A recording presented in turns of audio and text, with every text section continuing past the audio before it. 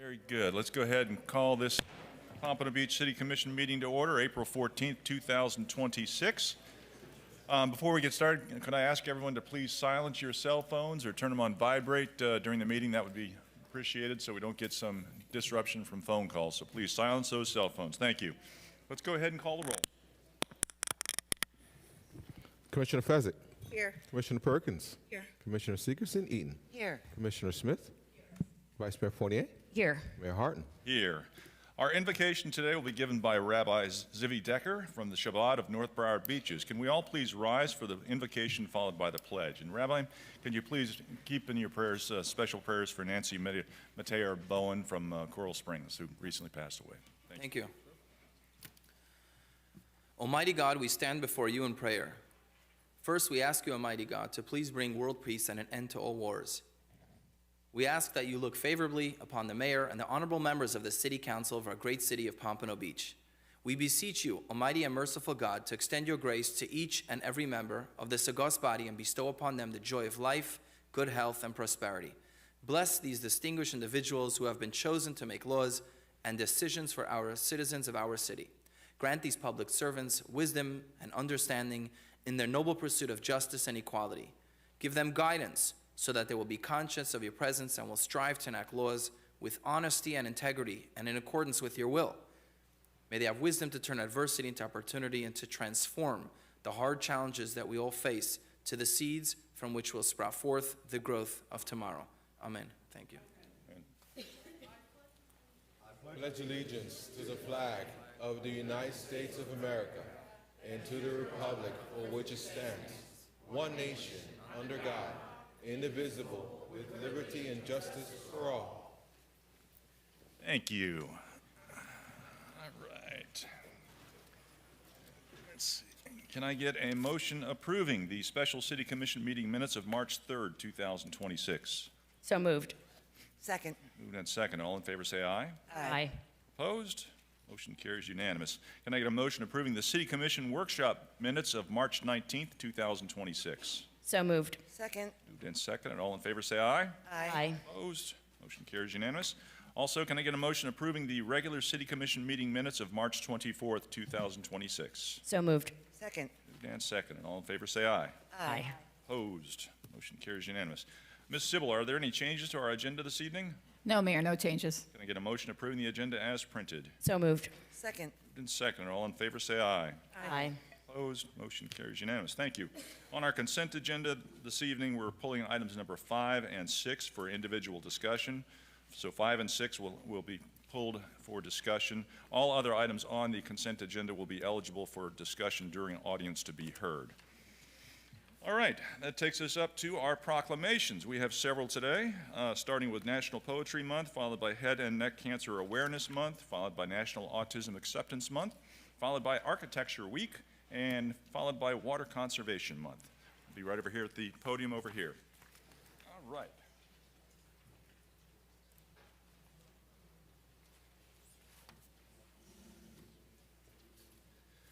All right, the first is National Poetry Month. Anyone who wants to join me down here to celebrate poetry in our beautiful city, come on down.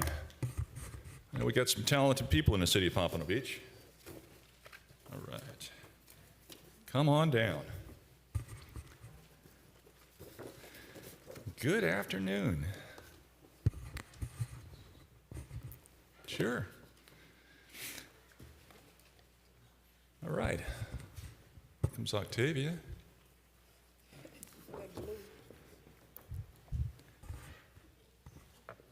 Roderick's? Okay. Anybody else? Come on down.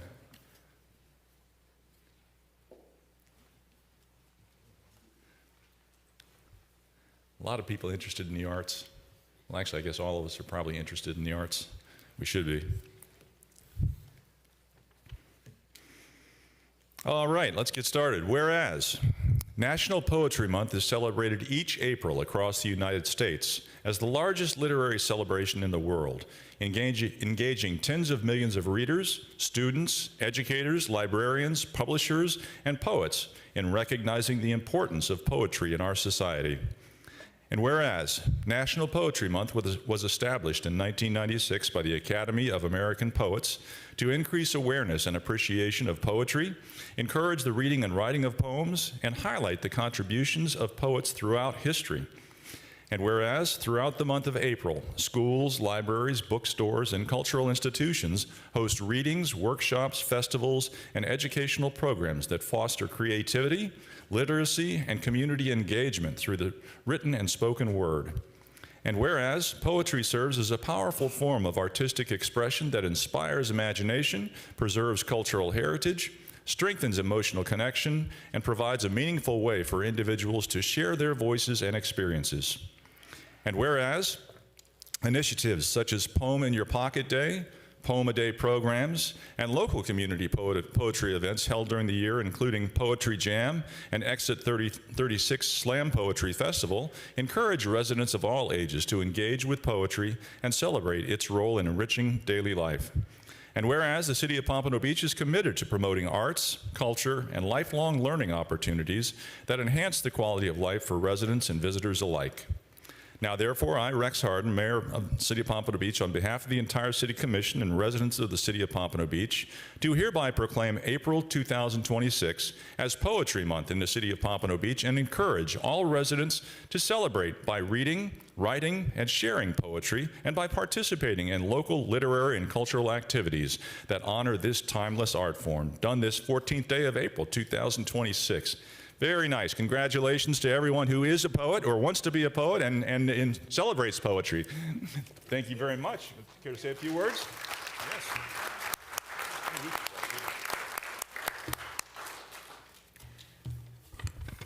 Hey, you, poet, running for your life. Stand still and know that I am God, like my mother and my father. I am you. Hey, you. Hear me above the noise. Deeper than the wounds of trauma, hear me, you are healed and healing. On your knees, assume no position higher than knees bent in servitude, you have a higher calling. Good mornings I lived on after dying a million times and still rising. Maya Angelou, poetic justice. In the slums of Pompano, exit 36 between Atlantic and Martin, having a dream death, walking the streets I live on. I live on. I dream on. The boulevard of no return, watch the Lazarus effect. You possess the ability to speak things into existence. Poet, heavy, double scoops, extra sauce, dread, lock, changed, brighter days. You stand on the opportunity of a lifetime, and I know you see it, but you're scared, and I understand. But don't listen to the doubt, listen to me. Understand things are as you say they are. Poet, just open your eyes and see. I want to thank the City of Pompano for acknowledging National Poetry Month and the poets. But I want to leave with this quote by a great literature man, James Baldwin, who said, poets, and finally, are the last truth tellers. And by poets, I mean all artists, the DJs, the singers, the musicians. You are the truth tellers of our society. Tell the truth. Thank you all for this acknowledgement of National Poetry Month, and I appreciate you. Thank you. Thank you. Thank you to everyone who's involved in the arts out there. Appreciate that. All right, next up, we've got Head and Neck Cancer Awareness Month. Let's see. We've got Brad Campbell. Brad, are you here? Oh, here you come. Okay. Very good. Good seeing you, Brad. Scott. All right. Also, we got from the Michael and Diane Bien's Comprehensive Care Center. Very good. Thank you. Thank you all for being here. Whereas head and neck cancers include cancers of the mouth, throat, voice box, sinuses, salivary glands, and other areas of the head and neck, affecting tens of thousands of Americans each year. And whereas approximately 70,000 people in the United States are diagnosed with head and neck cancer annually, and early detection and treatment significantly improve survival rates and quality of life. And whereas increased public awareness, education, and regular screenings play a critical role in prevention, early detection, and improved outcomes for individuals diagnosed with head and neck cancer. And whereas healthcare professionals, researchers, advocacy organizations, survivors, and caregivers work tirelessly to advance treatment, support patients and families, and promote public understanding of these diseases. And whereas the City of Pompano Beach recognizes the importance of supporting efforts that educate residents about the signs and symptoms of head and neck cancers and encourages community members to take proactive steps towards detection and early diagnosis. Now, therefore, I, Rex Harden, Mayor of the City of Pompano Beach, on behalf of the entire City Commission and residents, do hereby proclaim the month of April 2026 as Head and Neck Cancer Awareness Month in the City of Pompano Beach, and urge all residents to learn about the risk factors, recognize early warning signs, and support those affected by the disease, and promote awareness throughout our community. Done this 14th day of April 2026. Brad, thank you so much for accepting this proclamation. Would you care to say a few words? Thank you, Mr. Mayor, Vice Mayor, Commissioners. I humbly accept this proclamation, not on my behalf, but for everyone that is fighting or has fought this awful disease. I am living proof that it can be beat. I'm one of the lucky ones, and I couldn't go without my angels back here from Holy Cross Hospital. I do call them that because they helped me get through this. So one thing I'll say is if you feel something, say something and everything. That's what helped me. I found a little lump in my neck, and my doctor sent me right to get testing done, and luckily we caught it early, and that's why I wear the tattoo I wear, because I am a survivor. So thank you so much. I made it through without crying, amazingly. So, but thank you, thank you. Thank you. Thank you. Let's give it, Mr. House. There we go. Let's all get in here together. That's it.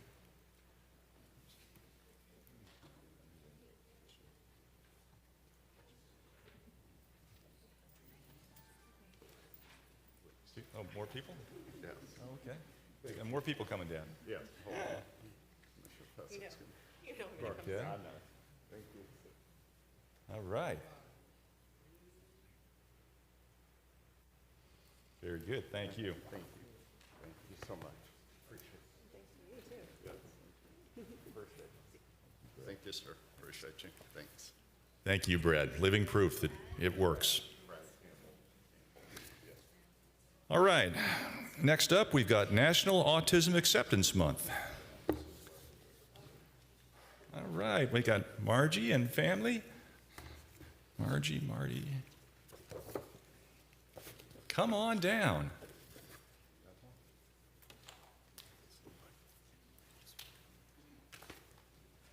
Hey, guys. Good seeing you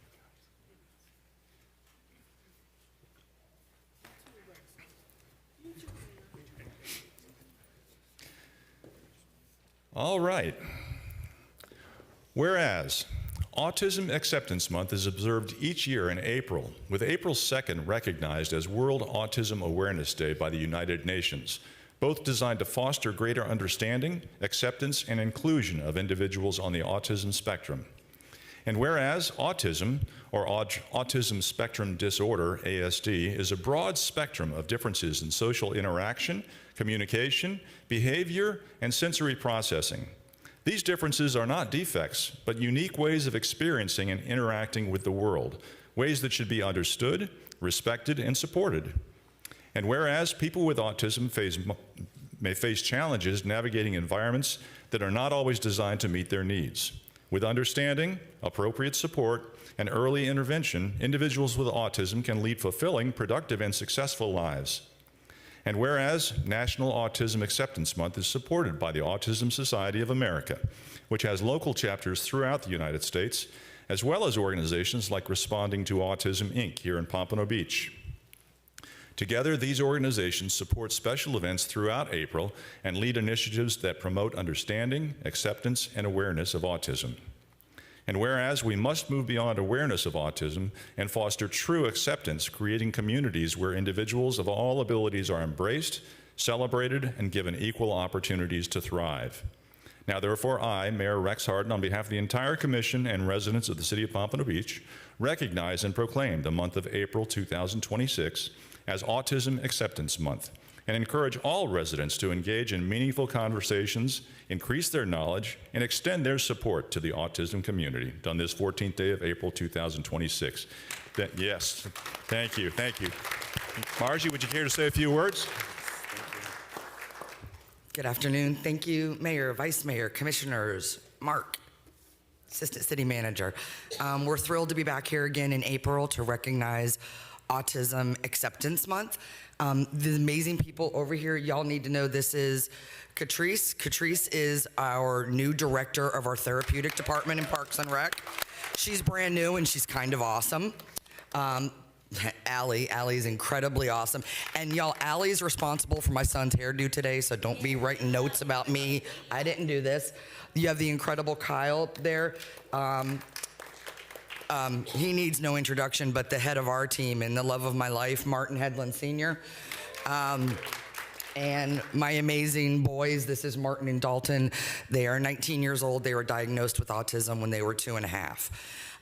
We've done some amazing things in this community. The folks that run this program, 5 days a week in the city of Pompano Beach, adults with special needs can find something fun to do. Pickle golf, tennis, water aerobics, horseback riding. We have it. And most of these programs are free. All? Okay. As a family, we train first responders how to communicate with people with autism. As a family, we've trained over 10,000 first responders. We're very proud of that. But I'm going to tell you a new and real quick story. Martin Hedlund Jr., this young man, he started off in a Pompano Beach elementary school nonverbal. He couldn't speak. And a lot of things were told to us that he would never do. You know, it was going to be a rough life, but we didn't give up. He had amazing educators here in Broward County. And then we found the programs in the city of Pompano Beach that he would go to, right? Pretty cool. He graduated high school. He's now attending college part-time. And y'all, he works for you. He's a part-time employee in the Parks and Rec department, in the therapeutic department.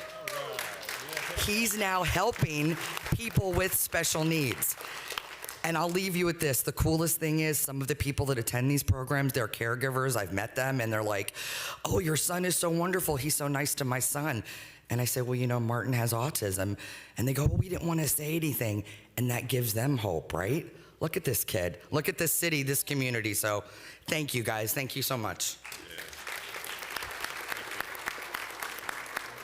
Got the right one? Yep, that's okay. And y'all can come down and get in this photo too, ladies. Come on. Everybody's welcome. Get in the photo. Come on down.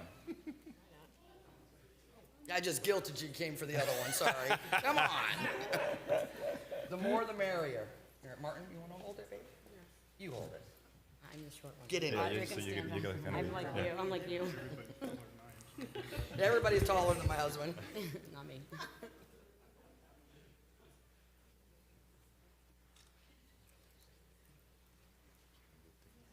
Thank you guys so much. Have a good day. Thank you. Good seeing you guys.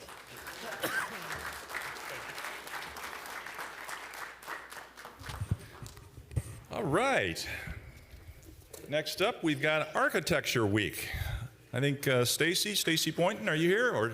Or as many architects or architect supporters as would like to show up. Come on down. This is the right one. Very good. How you doing? How we doing? Very good, very good. Good seeing you. Yes. Wow, we got a whole crowd here. Bunch of people. Very good. As always. All right. Whereas architecture plays a vital role in shaping the communities where we live, learn, work, and gather, influencing the safety, health, and quality of life of residents throughout the city of Pompano Beach. And whereas the American Institute of Architects, AIA, represents architects committed to advancing design excellence, innovation, and responsible stewardship of the built environment. And whereas AIA Fort Lauderdale, a local chapter of the American Institute of Architects serving Broward County, promotes the value of architecture through education, community engagement, and professional leadership. And whereas during Architecture Week, April 13th through the 17th, architects across the nation celebrate the importance of design and the positive role architecture plays in creating vibrant, resilient, and inclusive communities. And whereas, as part of Architecture Week, AIA Fort Lauderdale will host an educational program at Blanche Ely High School in Pompano Beach, where architects will engage students through a panel discussion and an interactive trivia-style knowledge game designed to introduce young people to careers in architecture and the design professions. And whereas this program highlights the work and experiences of minority architects and design professionals, offering students the opportunity to see representation within the profession and encouraging future generations to pursue careers that shape the built environment. And whereas architecture reflects the cultural identity and aspirations of our communities and promotes thoughtful development, sustainability, and community well-being within the City of Pompano Beach. And whereas the City of Pompano Beach recognizes architects and design professionals as contributors to the character, resilience, and vitality of our neighborhoods. Now, therefore, I, Rex Harden, on behalf of the entire City Commission and residents of the City of Pompano Beach, do hereby proclaim April 13th through the 17th, 2026, as Architecture Week in the City of Pompano Beach. We are calling upon all citizens to celebrate architecture and the essential role architects play in shaping our city and our future, done this 14th day of April, 2026. Indeed, architects and design professionals make us all think about things and have a better life. Stacy, here to say a few words. I'll keep it short and sweet because while everyone else is asking for a month, we're only asking for a week, April 13th through the 17th. So Mayor, Vice Mayor, Commissioners, Assistant City Manager, and Attorney, thank you all so much for proclaiming this week Architecture Week. We do a lot of work centered at Ely High School, and as you've mentioned or as you heard, we are closing out Architecture Week with an interactive trivia-style game at the school this week. So we also have esteemed professors and magnet coordinator from Ely High School also with us here to accept this proclamation. So thank you all again, and thank you. Very good, thank you, appreciate it. If we could grab a photo. Absolutely, for sure, yes. Yeah, please, let's see. Take a photo of us. Hey, Noon. Amazing. Oh, Oh, we appreciate it. Jocelyn's gonna volunteer. All gather together, all gather together. Hold the proclamation out front.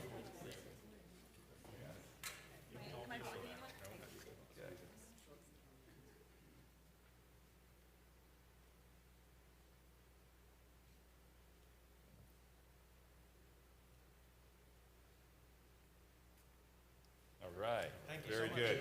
Thank you all, appreciate it. Thank you so much. Thank you, appreciate all you guys do. Keep up the good work.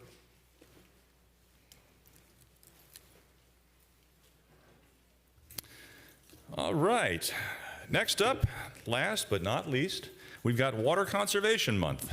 If I can be joined up here, let's see, we're going to have, well, first off, we've got Fred Siegel from the Broward Soil and Water Conservation Commission, elected countywide here in Broward County, along with our very own official for our water department. All right. Whereas, water is essential to all life and is the foundation of our community's well-being, economy, and environment. And whereas population growth and increasing water demands have made fresh water a finite and valuable resource. And whereas clean, safe, and sustainable water resources and supplies are more critical than ever for the long-term resilience of Pompano Beach and all of Florida. And whereas the City of Pompano Beach actively engages residents and businesses in conservation efforts through education, incentives, and water-saving practices. And whereas the City of Pompano Beach and the state of Florida have designated April, one of Florida's driest months, as Water Conservation Month to educate residents on best practices to help save Florida's precious water resources. And whereas every individual, business, and organization play a vital role in water conservation, promoting a resilient economy and a thriving community. Now, therefore, I, Rex Harden, Mayor, on behalf of the entire City Commission and residents, do hereby proclaim April 2026 as Water Conservation Month in the City of Pompano Beach. and urge all residents, businesses, and institutions to adopt water-saving practices, educate others, and support initiatives that protect our most precious resource for future generations during this 28th Annual Water Conservation Month, done this 14th day of April, 2026. Thank you so much for protecting our water resources and making sure the water is here for our future generations. Who'd care to say a couple of words? Ray, why don't you speak up first? Good afternoon, everybody. First, I would like to thank the Pompano City Commission and the city staff for the great job they do on getting the word out about water conservation and water resources. You've got some great programs here in Pompano, and just everybody needs to be thanked and recognized for it. And actually, I'm going to be coming back at another one of your meetings to present the city with a plaque from the Soil and Water Conservation District for the efforts that Pompano Beach has made to promote water conservation in Broward County. Very good. Well, thank you, Fred.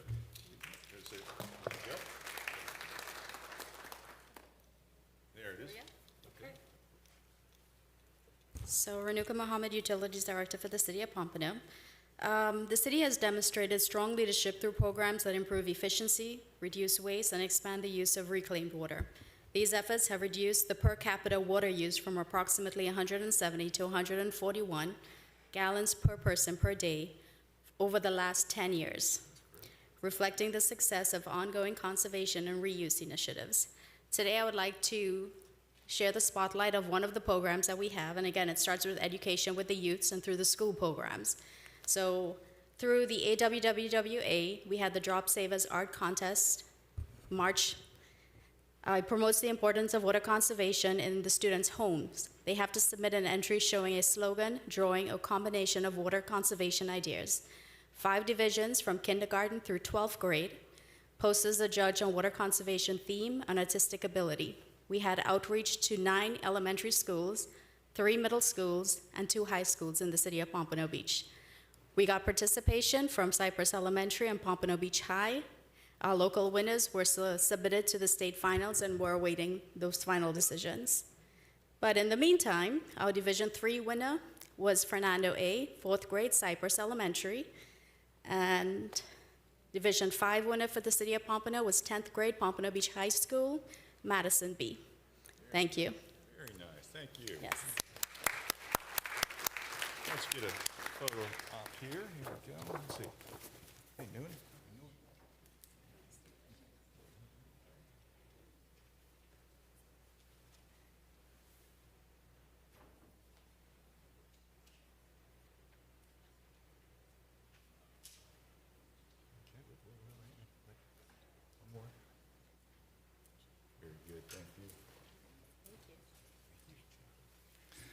All right.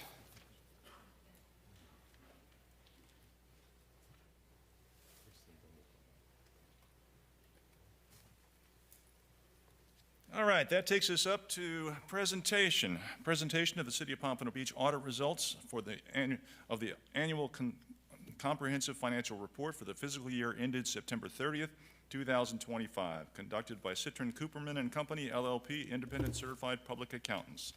Ms. Furtado. Good afternoon, Mayor, Commissioners.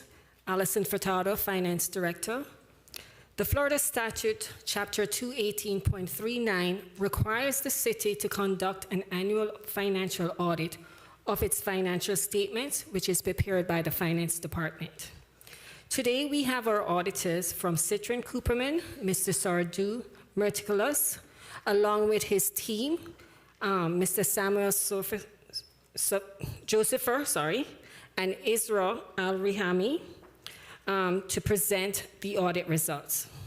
Before they present, I would like to also extend my sincere appreciation to my finance team and to all city departments who assisted us with our audit and to help make this the 14th year with no audit findings on our financial statement. So I would like to acknowledge my finance team. All right, yes. There.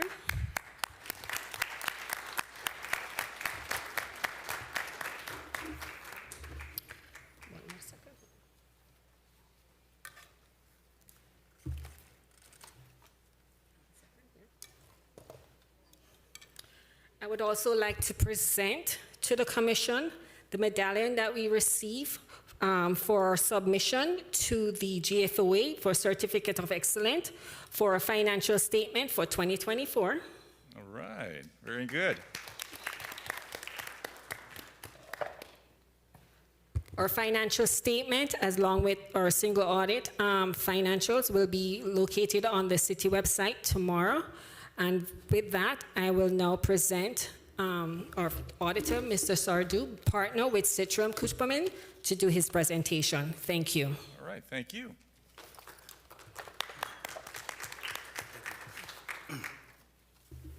Thank you, Allison. Good afternoon, everyone. And thanks for the opportunity to present the audit results of the city. My name is Sardu Matilis. I served as the engagement partner on the engagement. We're required under professional auditing standards to communicate certain matters related to the audit. What I'm presenting now is our final AUC communication. It's the 3-page document that summarizes key elements of our responsibilities, the scope of the audit, and the results of our work. As it relates to accounting practices and significant estimates, management is responsible for selecting and applying accounting policies, and there were no significant accounting policies adopted this year. The most sensitive accounting estimates we reviewed include the OPEB liability under GASB 75, net pension liabilities under GASB 68, and risk-related liabilities including potential future claims or losses. We evaluated each of these estimates by assessing management's assumptions, methodologies, and related disclosures, and we found them to be reasonable, supportable, and consistently applied. In regards to audit results and the quality of information provided, we encountered no difficulties in dealing with management and preparing our audit.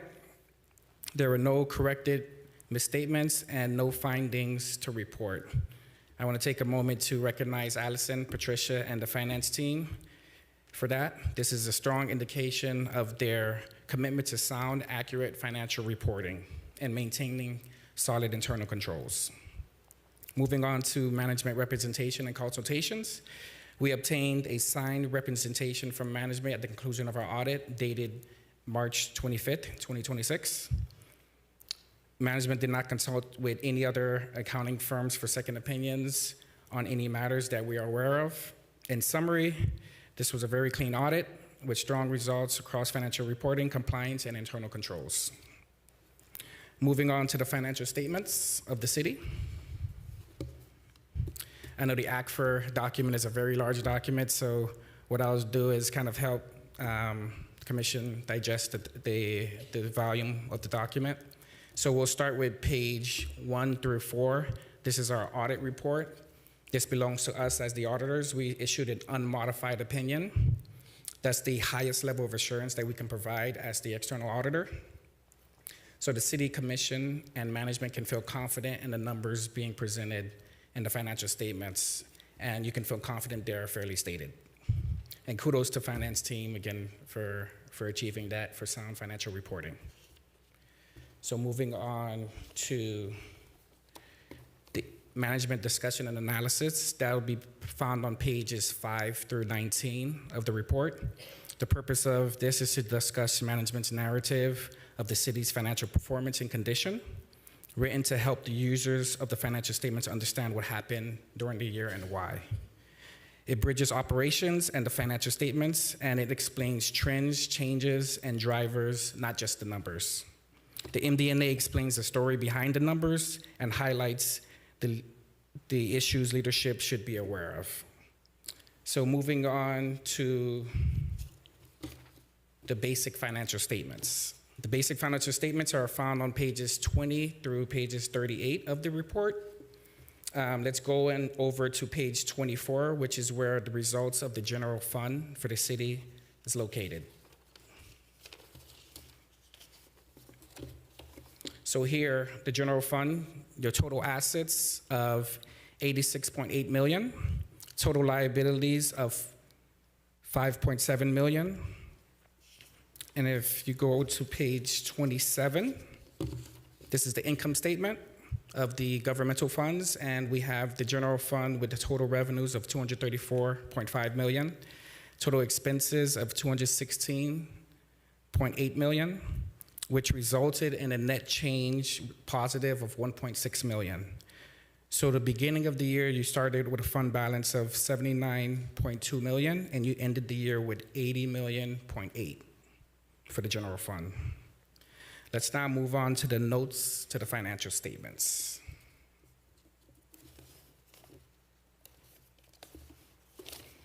So pages 39 through pages 110 are the notes to the financial statements. The purpose here is the policy decisions, the assumptions, details, and risks that sit behind the financial statements. They answer what the numbers include, how was it measured, what assumptions or risks that are not obvious on the face of the financial statements. Overall, it provides context to the numbers. Now, moving on to your compliance report. This is a separate document. We're just going to focus on page 10 of that document. It's a quick snapshot that shows the summary of audit results, again, with the financial statements, unmodified opinion, and no findings to report. And also here on your federal awards, there are no grant findings. As the auditors, we audited 1 federal grant and 2 state, and overall, no issues to report. So with that, I'd like to open the floor for any questions you may have. Very good. Thank you for the presentation. Appreciate the audit work also. Any questions of our auditor by the commission? Anybody? No? Well, thank you very much. I appreciate the presentation. Just just out of curiosity, I mean, you guys, you know what you're doing and all that kind of stuff. So, would you consider a string of 14 yearly audits coming back with no findings? Would you consider that common? I consider that to be exceptional. Based on my career and the cities that I've audited for over 15 years, it's not common to have 14 years straight of unmodified opinions and also having no findings on your in your financial statements. It shows that you have strong internal controls and the information that's being provided to the auditors is sufficient for us to proceed with concluding. And again, with the 14 years that you mentioned, I know that entails multiple firms that are looking at the report, so that further shows that there's solid controls in place. And again, I think it's an exceptional. Very good. Thank you for that. I appreciate it. Our staff does a pretty good job. Thank you. Thank you. Just wanted to get your opinion on that. Thank you so much. Appreciate it. Thank you for the presentation, and thank you for the good work. All right. Thank you for the opportunity. Bye. All right. That takes us up to audience to be heard. Do we have anyone signed up for audience to be heard, Mr. Alfred? Yes, we do, Mayor. We have a total of 8 speakers. Okay. First speaker, Ed Phillips, followed by Cheryl Small, followed by Michael Seversky. Ed Phillips. I'm going to try to be quick. Ed Phillips, 384 Northwest 19th Street, Pompano Beach, Florida. You know, as I came in, I heard the rabbi say, adversity into opportunity. And so, may I have a couple of considerations here I like. As the budget is extended for BSO, and once again, it's my opinion, my suggestion, I would like to see the city ask them to, or you guys to consider pricing consideration when BSO does police work for nonprofit organizations in the city of Pompano. I think what happens now is based on their current rate, they actually price small nonprofit organizations out of being able to do work in the city of Pompano. They're just too high. So what I ask is that you consider in your amendments, if there are any amendments, differentiation in pricing whenever they do stuff for folks who live here. Because what happens, it almost amounts to double taxation. We pay taxes for them to do their job, then we turn around and pay taxes for them to watch out for us, for nonprofit organizations. Having said that, on to the next thing. Mayor, Commissioners, I am very, very concerned about this DEI initiative that is being put forth by the state. I would hope that first of all, I think it is mean-spirited. and vindictive. I think it is counterproductive to progress. I think that it is more regressive than progressive. And I think that if it is implemented, that we have smart enough people around here to figure out how to do a workaround. Because if we do something like that, I look at the progress we've made in our city over the years. And if we were to look at and implement what these folks are talking about, I think that we would take a back step, not only historically, but progressively for all of us in our community. And so, Mayor, and I even looked at the young man who was with, and I know he's not a DEI hire, but this is how folks perceived. We may not have had the quality of people that we have around here should we begin to move forward with what they're talking about. Now, on to the next thing. 10th Street and MLK Boulevard. I'm very, very proud of the city of what they did with 10th Street and MLK Boulevard because they paved it. They did it up, they fixed up the drainage system. But what is cynically humorous to me is that they did some excellent paving work for the road itself. They didn't go far enough, but they did very good.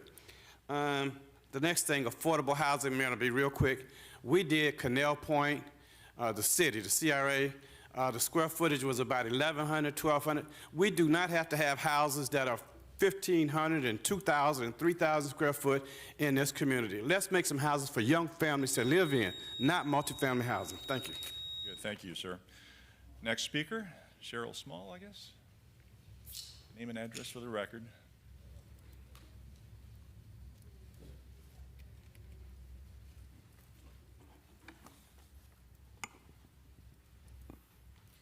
Good afternoon, Mayor, Vice Mayor, Commissioners, Assistant City Manager, as well as City Attorney. My name is Cheryl Swain Small, Northwest 6th Street and 3rd Avenue. I am here today in regards to Coach Melvin Randall, and thank you for the moment and time to express our concerns and want to be able to, from a perspective of the many alumni and families and civic partners, we've come together in regards to honoring one of Pompano Beach's influential yet unspoken, gentle leaders in Pompano Beach, which is Coach Melvin Randall. For more than 3 decades, Coach Randall has been more than just a championship basketball coach. He's been a mentor. He's been a steady guide and a builder of young men. He has worked and shaped not only those athletes as athletes, he's shaped them as fathers, professionals, and communities leaders. His impact is woven into the fabric of Pompano Beach, and his influence continues to impact them throughout their lives. It is well known and documented that communities that thrive are when they honor those leaders, those silent individuals who have served and commit their lives to a lifelong achievements and commitments to the city. This year, the Pillars of Foundation of Excellence, which is a nonprofit organization, we recognize individuals whose leadership strengthened communities, has selected Coach Randall for induction. This honor is reserved for those whose service, character, and long-term commitment impact and rise above the achievement alone. It acknowledges individuals who have elevated, shaped lives and futures and enhanced the community that they serve. Coach Randall embodies all of those missions. He has been a stabilizing force for youth, a champion for academic accountability, and a model of discipline and integrity. His players often speak about him not only as a coach, but as a mentor, as someone who expected excellence in every aspect of their lives, in the community, in the classroom, and most importantly for them at that time of their lives on the court. His leadership has brought pride to the city of Pompano Beach through the 7 championships and via countless young men who credit him for changing the trajectory of their lives. I have 24 seconds, let me get to this. Today, I simply want to share the magnitude of this event with you and to extend a heartfelt invitation to the mayor, vice mayor, commissioners, assistant, and the city manager and the city attorney. We are going to have a gala at the E. Pat Larkin Center on May 29th at 6:30 p.m. Thank you. Very good, thank you. And I got your letter last week. I've got it sitting on my desk. Yes, thank you. Thank you. I hope you all can attend. Thank you. Next speaker. Let me take this too. Michael Seversky.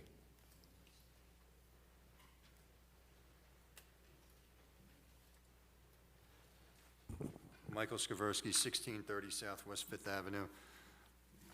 First things first, number 9 on this that's coming up, I know we can't talk about it because you have to wait for it to come up. Why isn't it number 1?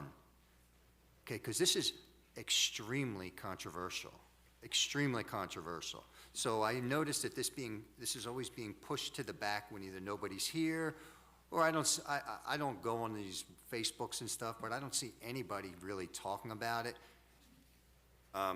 This should be the first thing up that is discussed, so people actually get to see who is voting yes on this. And right now, we have one strong no, who I never agree with Rhonda, but she is 100% correct. But I know I can't talk about it. We have a weak no, and all the rest of yous that vote yes, all I got to say is you do not deserve to be up here if you vote for this at all. The other thing is about parking. The military parking spots. You know how they're in the parks and all these other places? One thing about going to all these places like I've done for years, it's not just knowing the parks, it's knowing who is in the parks. And I have an idea where the city should make up stickers for people that were in the military, period, should be the only ones parking in those spots, okay? Because we have already caught a few people that were not in the military that park in these spots. That's called stolen valor. One of the people that was caught, obviously I can't use specific words, but he was parking in one of the spots, and it's one, you should respect anybody that was in the military. But then if you fought in war, then that's really somebody you need to respect. And this person found out another person was using a parking spot, the military spot, who was not in war, and he confronted that person. You know what the person that was confronted said? Because the guy that was in the military was an airline pilot and fought in the Gulf War and who lost 15 friends in the Gulf War. So he told him that, and the guy said to him, well, that's 15 less people that can park in that parking spot. So those are some of the ignoramuses that are stealing the spots of people that should only be in that spot, and those are former military. What I would suggest is the parking managers start handing out tickets left and right now. Not in 10 seconds, now. Right now, and prove it that you actually are a military vet. If not, you will have to pay the ticket. And what you can do is, all the people can get stickers stating, you know, John Smith, military vet, and he can get a sticker to put on his car so they'll know to leave him alone. But if you're a liar, give him the max. Very good. Thank you, sir. Appreciate it. Next speaker. Mary Phillips, followed by Carol Isman, followed by Thomas Thibault.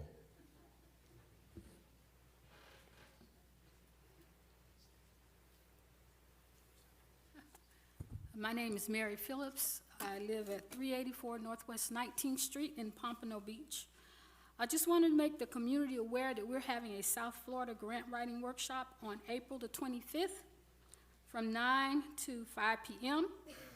For any nonprofit, business, or other organization who would like to know how to prepare and present grants, there's an opportunity for you to learn. It will come with a booklet. It's going to be a 6-hour event, which means that you're going to get a lot of information.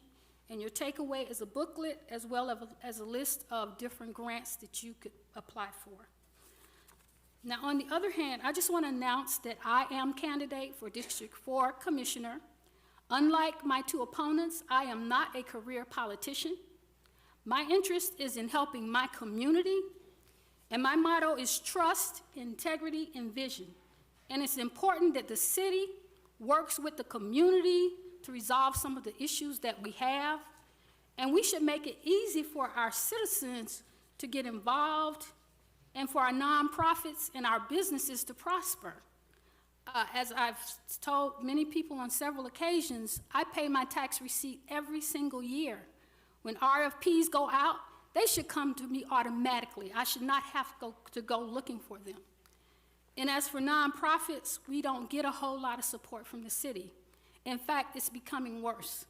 So we need to figure out ways to help our nonprofits because they serve a tremendous purpose in this community, especially when it comes to dealing with homelessness, dealing with our senior citizens, mental health, and helping our children.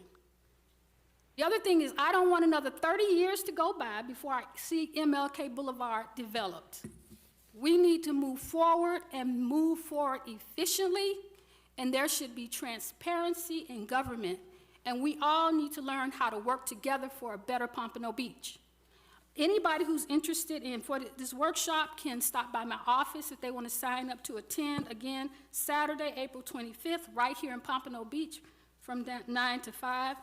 And if you would like to have a discussion with me about the city and what things you think we should have going on in the city, please feel free to stop by my office. I have always had an open door policy. Many people in this community have come to my office with their concerns, and I've tried to help them as best as I can. And if I can't help them, I try to direct them to somebody who can. So once again, my motto, trust, integrity, and vision. And I want to know what the people of Pompano Beach's vision is for their community, not just the Northwest, but the entire community. I'm a stakeholder in both District 5 and in District 4. I own a property in District 5, and I live in District 4. Thank you. Thank you. Next speaker.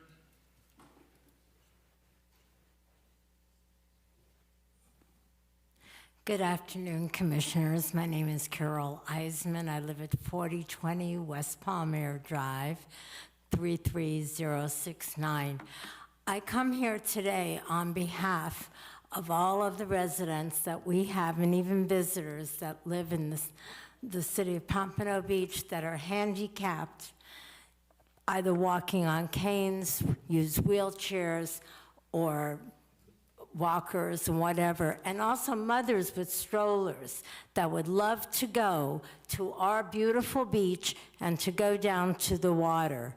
And as of now, they don't have this capability because they can't walk on the sand. And by the way, I want to give special recognition to Commissioner Smith for kind of pushing me with an idea that I had mentioned to her about this some time ago and bringing it back and encouraged me to do the work on this again, which was to check out something called Moby mats.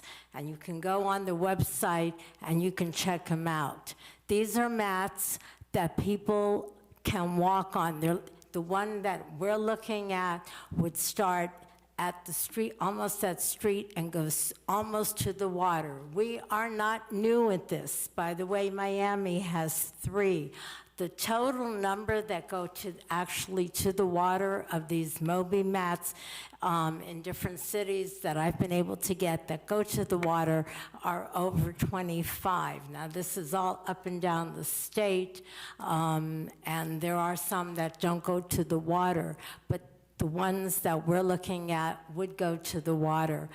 I did contact the company. I've been working with them. I did get an estimate, a written estimate, of which I have provided to Commissioner Smith and to Commissioner Fessick, because this is in her district. I have to say this came about because my significant other is handicapped. He walks with a cane. He's a veteran. His 1 foot is shorter than the other, so he wears a permanent boot. He loves the water. He would give anything. He said, please, if you get this through, he said, I gotta be one of the first. So all I can say is we know what the cost is. It's a little over $13,000, and I don't want it for next year. Let's do it this year. People out there that really want to go to the beach that are handicapped, they're not on wheelchairs, they can't walk on the sand.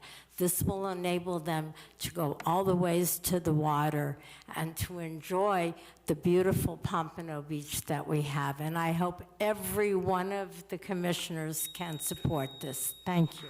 Thank you. Next speaker. Yes, Thomas, come forward.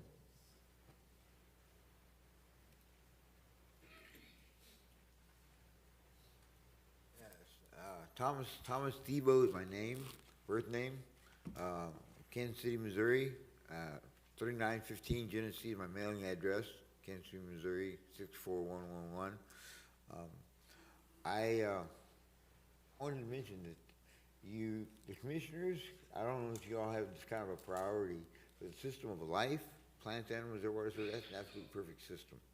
Okay, people want to believe in God, they want to say they respect God, but they don't respect the facts of the system of life. That's what we should be promoting. Everything we do, everything you build, in harmony with the system of life.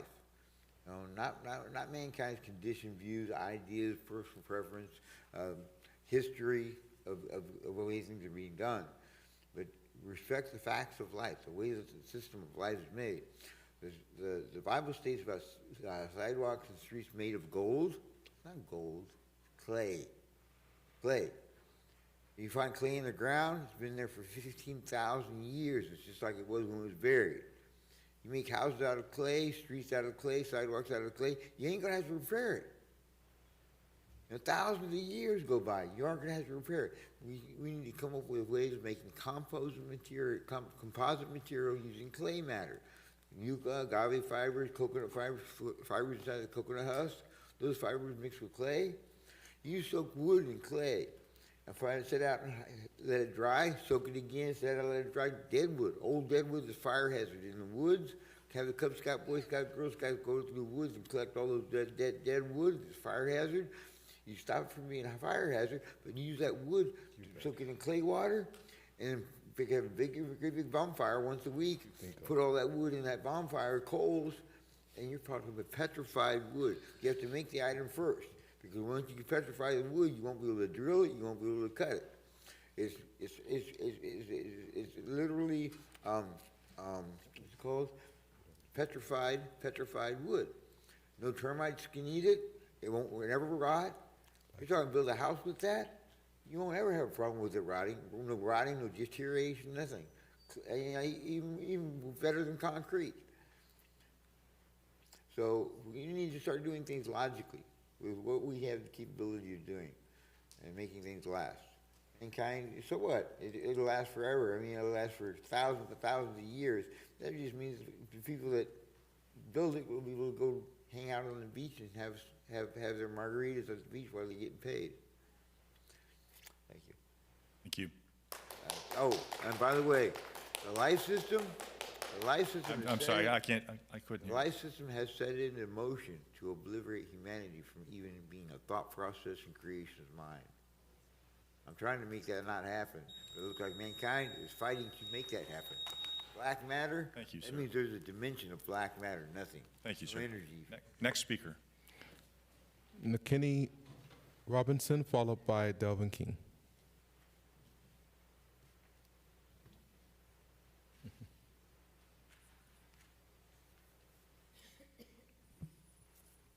All right, Nakinia Robinson, 708 Hammondville Road, Pompano Beach, Florida, 33060. And I am here today on a different matter, a strange matter, and I want to give honor to everyone that's up here on today. As you guys know, I have been here in the city of Pompano all my life. I own a resource center. It's been there for over 15 years. And we help the homeless, we help the community. I have a property in Collier City on 11th Street, and my homestead is in Port St. Lucie. I drive every day of the week to come to my community here in Pompano to work. All right? There's issues in Port St. Lucie, but my heart is with Pompano. As I sit home some days and I watch and replay certain things that go up here, and before I came up here, I prayed, and I'm coming humbly, very much so humble. And I just want to speak to all of our leaders up here, and that's who I come for. I believe that here in the city of Pompano, we form a body. I have seen the work be done, us as in one body. And we have a limp in our body. The things that's been going on, starting with the leadership and we expect for the people, the body, the members that come here to speak to be respectful. But I watch up here, we can't even get along. We can't even have conversations. So I came to just encourage everyone up here today humbly that I think that we should go back to the day when we wanted to put our name and run for whatever we came for, a commissioner, whatever our purpose was. And something that I wanted to say to you, Mayor, I respect you, and I want you to not harden your heart. And I understand that it could be a lot of burdens, a lot of stress. The job could be big, but I don't want you to harden your heart. If you go back and listen to some of the shouting, screaming, the rolling of the eyes, the arguing, what goes on between you guys, I don't know what you expect for us to do. We only can do what the leaders lead us to do. So I think that Pompano needs to go back inside of a room, the leaders, and get it together to come back to give us something that we can see, because Pompano's strong and we work together as a unity. But there is a lot of discord, and some people like discord. But I don't think the leadership should allow it to go on. Thank you. Thank you. Next speaker. Delvin King.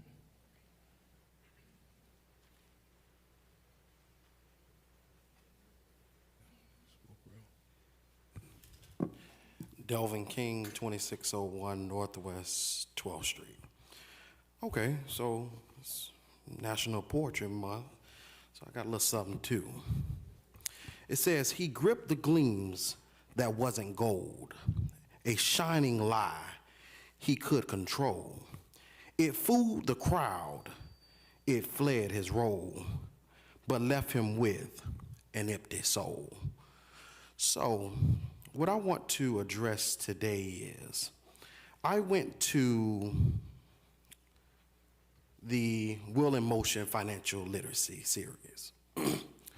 And I can say it was very informative, it was nice. But what I'm asking this commission to do is, because I know we had a discussion about it and getting rid of the contract, I believe that Assistant City Manager, what we should look into doing is separating the Lotus, Dr. Witherspoon, Miss Witherspoon. She needs her own contract. We need, as a city, to pay her directly and control her funds so that when things happen where Serica is beating up against the commission and acting a fool in the city, we can separate those two and she can be held accountable for her own contract, because the financial literacy, we need that here in Pompano, and we don't want Serica and her bad doing to mess up some great things that Ms. Witherspoon is doing here in Pompano. So if some type of way this dais can get together to separate that contract, that'll be muchly appreciated, because, and I also want to know, I don't know if you can answer it now, when you did sign the contract with her, did you look into her complete background? Because some things came out where there was, because I want to quote you right, there was some things that came out where there was a sale of cocaine and possession of cocaine by Miss Serica Peterson, some charges that was brought upon her. So I want to make sure that, was that provided in the file? And when we chose her to do financial literacy, I don't know if the financial part of selling cocaine helped get the contract, but we want to make sure that just like my stuff and my background was included, was hers included in her file as well. Because I tried to do business with the city and I couldn't do it because of my background, and this drugs. So this a little bit worse than probably what I did. So I want to make sure that this was included and we're fair across the board. Thank you. Very good. Next speaker. Mayor, that concludes audience to be heard. Very good. That takes us up to our consent agenda. Can I get a motion approving items 1 through 4? So moved. Second. All in favor, say aye. Aye. Opposed? Motion carries unanimous. Item number 5 is a resolution. A resolution of the City Commission of the City of Pompano Beach, Florida, approving and authorizing the proper city officials to execute a parking license agreement between the City of Pompano Beach and William and Sue Allison for the use of parking spaces located at 500 South Cypress Road, providing an effective date. So moved. Second. Moved and second for discussion. This item was pulled by Commissioner Fessick and Vice Mayor Fournier. Commissioner Fessick? So I pulled this item, thank you, Mayor. I pulled this item mainly because I know that we need parking. I've heard that we need parking. But we also had the opportunity to design this park and add these amenities. And so just want to make sure that we take this time and think about how we're doing things from the beginning rather than piecemealing it on the back end. And I just look at this as a failure to plan for what we anticipated would happen. Our pickleball courts in the community park are always busy. There's parking issues there even, especially on weekends. And so, I wanted to pull it because I just wanted to take the moment to basically say we're being asked to enter this agreement because parking for the park amenities were not adequately included in the original planning. So I just had a couple questions about this. And so I remember hearing at some point a few times while we were planning this, there were people who had parking concerns. I heard parking concerns and I heard pickleballs flying into the street concerns. Do you know if we tried to change anything or had any ability to try to change anything prior? We look into that option? Scott Moore, Parks and Recreation. Did we look into options of maybe adding parking? Yes and no. I mean, we would have less pickleball courts. So that's one of the things when we did some meetings, we discussed the number of pickleball courts we have because we don't have enough at Community Park. So we knew this was coming. Right. Okay, yeah, no, I'd like us to just try to take some time and think ahead when we are talking about our very limited green space, and we keep reducing that green space continually, it seems, over time, that I'd like to see more of us paying attention to what that space needs, and if we need to acquire more, and by all means, I'm all for more park space and green space, but I think that we need to make sure that we're doing things in a way that makes sense, and I just had some concerns. That was my only thing. I just wanted to make sure that I raised the point that from a management standpoint of managing this project from start to finish, I really feel like we missed the boat on the parking. We missed the boat on the anticipation. Thank you. Very good. Commissioner, or Vice Mayor. Thank you. So I think we've always known that parking is an issue at Kip Jacoby Park, and we knew that by adding these courts that it was going to create more of a parking issue, but it was a trade-off between parking and actually getting the courts. My hope was always that because it's kind of buried in the community that people would actually bike and walk and golf cart there, and it would be more of a local court that people could get to and use because there wasn't a lot of parking. But we had, I think, always talked about maybe some contingency plans. And I'm actually very happy that you were able to execute this agreement because people were parking in this adjacent shopping center anyway. So I'm appreciative we got this done. I think it was kind of always something that we hoped we could do. And then you made it happen, so thank you. I want to encourage people to use these 15 new spaces to stop parking on the grass at Kip Jacoby. And again, if you can bike, walk, golf cart, get there some other way, try to do that also. But those courts have become very popular, and this is, I think, a good compromise. So thank you for getting in touch with the owners and making this happen. Very good. This is a public hearing. Is there any input from the public on this item? Seeing none, public input closed. Commission discussion. Seeing none, let's go ahead and call the roll. Commissioner Fezzik. Yes. Commissioner Perkins. Yes. Commissioner Segerson Eaton. Yes. Commissioner Smith. Yes. Vice Mayor Fournier. Yes. Mayor Harton. Yes. Item 6 is a resolution. Resolution of the City Commission of the City of Pompano Beach, Florida, approving and authorizing the proper city officials to execute a parking license agreement between the City of Pompano Beach and Bharat K. Patel and Girish M. Patel on vacant land located on the northwest corner of A1A and southeast 4th Street, providing an effective date. So moved. Second. Moved and second for discussion. This item was pulled by Commissioner Fezzik. Commissioner? Thank you. So I pulled this one again. I know we need parking, so that's a non-negotiable. But I want to make sure, like I said the last time, I think their last contract came through, that we have temporary parking for a reason, and previous contract for another parcel is also under a temporary, parking agreement. It has been extended over and over again. So I would like to just know, especially since I've had some people contact me recently about code violations and such, I'd like to just know what constitutes temporary as per the city code, and when we decide to make that switch where we ask them to pave it rather than have cars park on the grass. Sure, thank you. Jeff Lance, Parking Manager. Good afternoon, Mayor, Vice Mayor, Commission. The temporary nature of these are no permanent improvements will be made on that property.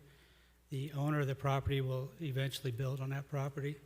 I'm not privy to when that will be, but in every case, they're only asking for a one-year term. I think they may be watching the market, maybe watching the cost of materials since 2020, but we make no permanent improvements on those properties.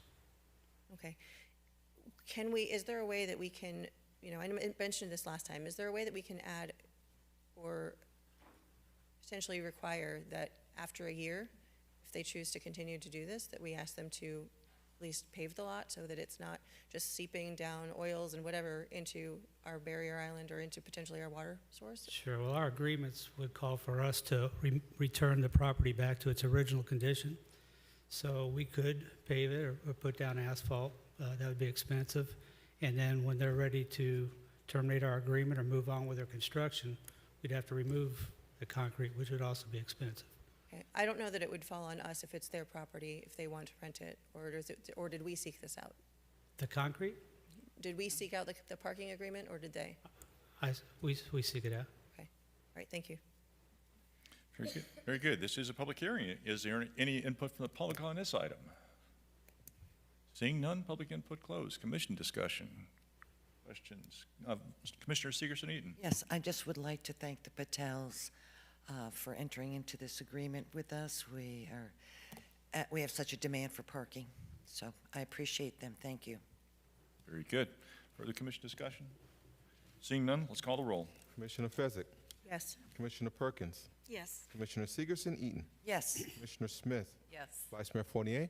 Yes. Mayor Harton. Yes, that takes us up to our regular agenda. Item 7 is a resolution. Resolution of the City Commission of the City of Pompano Beach, Florida, allocating 12 residential flexibility units to the property located at 817 North Dixie Highway with an underlying commercial land use designation, providing an effective date. So moved. Second. Moved and second for discussion. Good afternoon, Ms. Dolan. Good afternoon, Mayor, Commissioners. Jean Dolan, Development Services. Just let me get my slideshow going.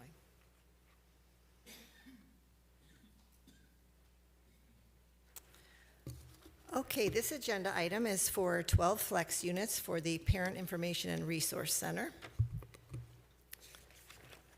So the applicant, which is the owner of this property, is requesting 12 flex units to enable an existing office building to be converted to residential apartments.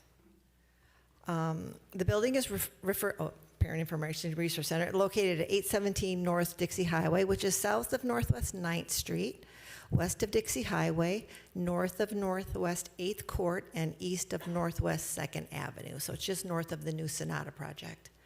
Since the site is less than an acre, it's exempt from any affordable restriction.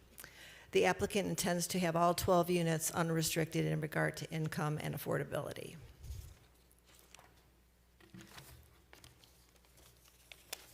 I do have a clicker somewhere, but I don't know where it is. So there are some unique aspects of this project. Chapter 154, which is what governs flex units, does not specifically prohibit the use of flex units for office building conversions to residential life or use, but however, it is set up more for new construction and redevelopment. These same 12 flex units, however, were granted to this building before in 2003, but they were never built and the allocation expired. The conceptual site plan, which we typically require as a condition of approval for flex units, in this case, won't reflect a condition that meets modern zoning standards because it is an existing building. The site plan, floor plans, and the change of use requirements from office to residential must all be met before a building permit will be issued. What you'll see on the resolution is a much longer list of requirements than we usually put in those resolutions because it is a unique application to convert an office building to residential. The cost of conversion, given that the age of this building, it's from 1954, adds to those conditions. They're going to have to bring that building up to current code in terms of its structural integrity, if it's had asbestos or not, lead pipes. They're going to have to install kitchens and bathrooms and accommodate for laundry facilities, upgrade the electrical for HVAC and other basic residential electric service needs and metering. Water and sewer utility infrastructure and metering upgrades will be required, as well as firewalls and other safety considerations for this change of use. Given the cost of conversion, the actual use of the 12 flex units may not be economically feasible, and we were aware of that as we reviewed this application. However, the criteria for flex unit allocation is really not any of those things. It's consistency with the goals, objectives, and policies of the comp plan, and that the use of the flexibility units will produce a reasonable development pattern, which reasonableness means including compatibility with the adjacent uses and suitability for the various development patterns for this parcel. So when we looked at the aspects of the criteria, there are goals, objectives, and policies in the comp plan that support this application, primarily dealing with the compatibility of surrounding uses. When you look at the site, as we said, it's immediately north of the Sonata project. It's south of already a small mixed-use building. It has some commercial on the bottom and a couple apartments upstairs. To the west is a vacant lot and then a actually really nice residential rehab facility. So there's nothing incompatible with having a small residential use at this location. We did have, our staff recommendation is of approval. On February 25th, the Planning and Zoning Board unanimously recommended approval of this allocation. And given the challenges of converting this older building can be put into the resolution so that when we do a building permit, we can make sure all those standards are met, staff is also recommending approval. And both myself and the applicant are present if you have questions. Very good, thank you for that. Does the applicant wish to make any presentation? Questions only, very good, thank you for that. This is a public hearing. Is there any input from the public on this item? Seeing none, public input closed. Commission questions, concerns. Vice Mayor? Yes, I have a few questions on this. So you said that these were granted before in 2003. Was that to a different owner? No, I believe that was the same owner, yeah. Same owner. And how long does it take until these expire? How long is it good for? Back then, it was 2 years. It's still 2 years, but now that the governor has this extension process, every time there's a hurricane, it could be indefinite. Okay. Are there any restrictions on a sale, or these transfer if the property is sold? No, there's no restrictions on anything. They run with the land. Okay. But it seems like this one's a little strange because I'm all about creating housing opportunities, but it seems like a lot of challenges here where it's not actually possible to convert this. So what is the point of doing this if it's not actually going to be converted into housing? Right. Well, the criteria doesn't include that. The criteria is it consistent with the comp plan? Is it compatible with the surrounding area? And the answer is yes. So whether or not it happens is not one of the criteria. And as you see, they did attempt something like that in 2003. They changed their mind and didn't use the units. But it's not really what we judge. We don't really judge the likelihood when we approve anything, honestly. Okay, so if the parcel sells and the new owner decides they want to do this but knock it down, they can build 12 units there. Yes. In fact, they could build way more than 12 units there. So they you don't can get need 46 units per acre without using policy 216.3 or 4. You can get 69 units per acre using 216.3. If they sold this, I would expect it would be part of the larger block like that. If we saw this sold, we would love to see that whole block consolidated and then a nice mixed-use project on there. But that's not what's on the table right now. Okay. Thank you. Further commission discussion? Commissioner Fessick? Oh, I just have one question. Is this, by approving this, is the residential, there's residential all around this, and this is the only commercial property? No. Or is there, There's commercial to the north. okay, There's an institutional use to the west, and there's, the tax credit project to the south. okay. My other concern is the lack of affordable housing. Is that what you said, unrestricted, because there's no need for it? There's no need to restrict this to affordable. It's never going to be a high-end product if they just convert this old building. These are small, 560-some square foot offices that they'll be squeezing a kitchen and bathroom into. It's not going to be high-end housing by its nature. What is the likelihood that they'll just knock it down because it'll be cost prohibitive? I cannot comment on that. Okay, thank you.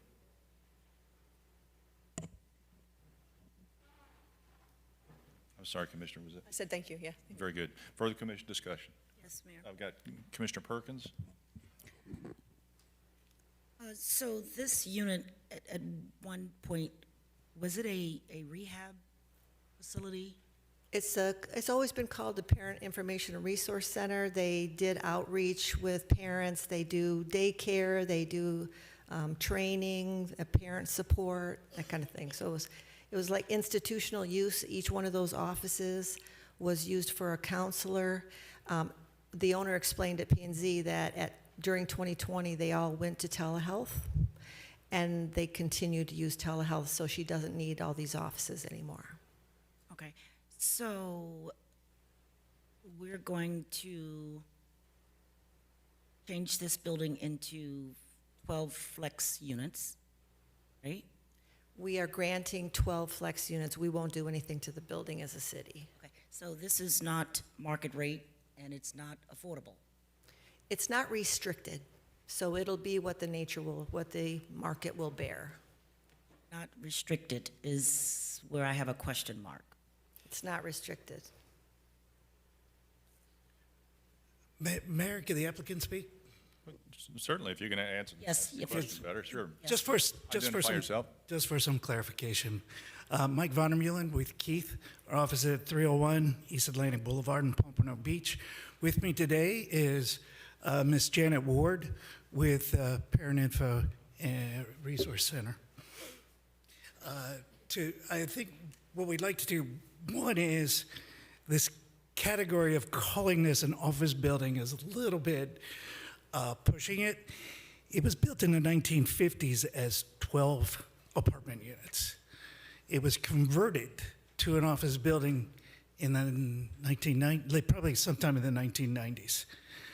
Then in the early 2000s, there was an attempt for flex units on this building that was documented by the city. However, Ms. Ward has no recollection of that request, and that's why we're back today. So I will let her explain who she would like to market this to. Her inspiration actually came from a city project, which was the Allied building, and the great job that the city had done in renovating that building and being able to, adaptively reuse this building for apartments was what she has envisioned, and I'll let her speak for the rest. Good afternoon, Commissioner. Pull that microphone down, please, and also then go ahead and identify yourself. Good afternoon, Commissioners. My name is Janet Ward. I'm the President and CEO of the Parents Information and Resource Center. It's known as PERC. Since we bought this property because it was prepared for exactly what we needed. We were providing services to parents and children. We provide psychiatric care. We provide medication management. We are a clinic that provides mental health care, social services. We do therapeutic after-school program, therapeutic out-of-school time. We work with the adults with disability, people with autism, all of that. So we provide mental health care all around. What happened was that when COVID hit, we used to be filled with clients and staff, and then everybody went to work from home, and nobody wants to come back to the office and say went back to work in that home, and we're doing telehealth services. So we have all the space that we wanted to utilize. We knew that housing was an issue. Housing is an issue for our working poor families, and sometimes they are struggling to have a place to stay as they try to transition from one place to another place, or if they're going to move out of the area. So we wanted it to be able to accommodate that. We've been working with the community development. We've been talking about it. We're a nonprofit, as a matter of fact. We're a 501c3 organization, so we weren't looking to make a profit by having a unit that we're going to spend a lot of money and charging people a lot of money for rent. We weren't looking to do that. We were looking for temporary situations or permanent situation for those families in need as they're transitioning with mental health issues, as well as children issues and all of the other stuff that go along with that. So that's why we came and we said, well, our board of directors, and we've been working with the Nonprofit Executive Alliance, and we're a part of that group, and community development, to say, what should we do with the property? So they said, let's take it through the process with the city, ask them to grant us the flex unit, and that we would be able to help some of our families and some of the people in the community who needs housing as they go through all the change. As a matter of fact, we do a large amount of senior as well. So some of our seniors that are struggling with housing and the cost of housing, we also assist them as well. That's what we wanted permission to do, fix it up so we can help our community. Mr. Perkins? Okay, so I know your history, and you and I go back, I guess, Yes. to the 80s in dealing in the community and working in the community. I appreciate all the work you've done in the community. I was just surprised I didn't get a call from you regarding this particular project, because my initiative when I came in was to say no, because I'm really interested in affordable and like you just said, family. But my concern is it possible you can turn this into a rooming house? Because we don't. Well, once we get approval, what we were hoping to do is once we get approval, the board says once they say we could go ahead and try to do this development, we can look at all of the aspects of what we wanted to do in terms of housing. But we needed to have that designation. Then the board is going to meet again.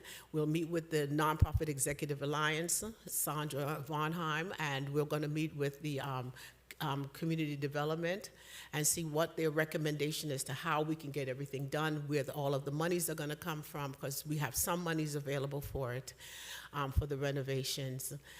So we wanted to get our team together, and then we'll decide, okay, this is the best option, and then we'll talk with the city official and Keith and Associate, our engineering people and the architectural people, and they'll come up and give us a plan. That's what we were hoping to do. But we wanted to first get this stepping stone over with, and then we can move on with bringing in the team to decide how we're going to organize it. So how do you plan to select the families that will actually move into the units? Is that going to be based on your board? Will your board make that selection? Yeah, they're going to make the selection. They'll help us. We're going to draft a plan, and then we're going to see what is it that who needs it. Are we catering mostly to the elderly, because we do have a large senior population. Now we have some people with dementia, they're on Social Security, we have some of that population. We have our Mommy and Me, which is our mothers with our young babies that are out there that we might be assisting. There are funding available for housing and housing that we can do. So we're going to look at all of the aspects. So what we want to do is clear this path first, then we'll take the next, because we have 2 years. I think they told us on the city said we have 2 years to get everything together. Then we'll decide within that timeline what exactly would fit. Okay, so I support helping families, of course, and I do support the idea that we're lacking housing, especially in the Northwest, and I appreciate what you're trying to do here.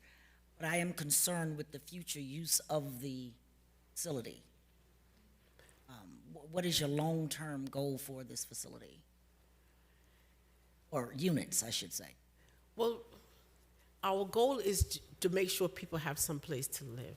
Our community have some place to live. And then we don't want anybody on the streets, we don't want anybody in the cars, and we want everybody getting the care that they need. We have physical health care, mental health care, social services, especially our parents with their children. We don't want them out there on the street. So we did not think beyond big development. We just wanted to make sure that the people that we served, that they have just some place to stay. We just can't allow people just to be out there. And if we have even we do students training. I have a lot of graduate students, Nova, Barry, students who that need housing as well. So we are a training facility for the universities to train them for psychiatric care and social services, social work, mental health. We have nurse practitioners that are there every day at our facility providing psychiatric nursing care. Some of them don't have housing. So they've asked us when we get the units done, can they move in, can they rent, all those kinds of things. So we have families who are working and that can't afford housing. All right, what is, my last question is, what is your parking situation? Do you have adequate parking for the units? We have parking for what we have now, yes, because remember, it was originally an apartment building. Right. So it has for each of the units based on whatever the standard was in those early days, because it used to be, the Housing Authority used to have that property long time ago. The Department of Corrections, had those apartment buildings years ago, and they were doing housing there as well. So there's enough parking for for the 12 units, yes. Okay. Okay, because of your history and your record of helping people, I'm definitely going to support this. I would just like you to keep me informed as to what's going on with the units as you move forward. Thank you. I thank you, Commissioner Perkins. Very good. Vice Mayor? Thank you.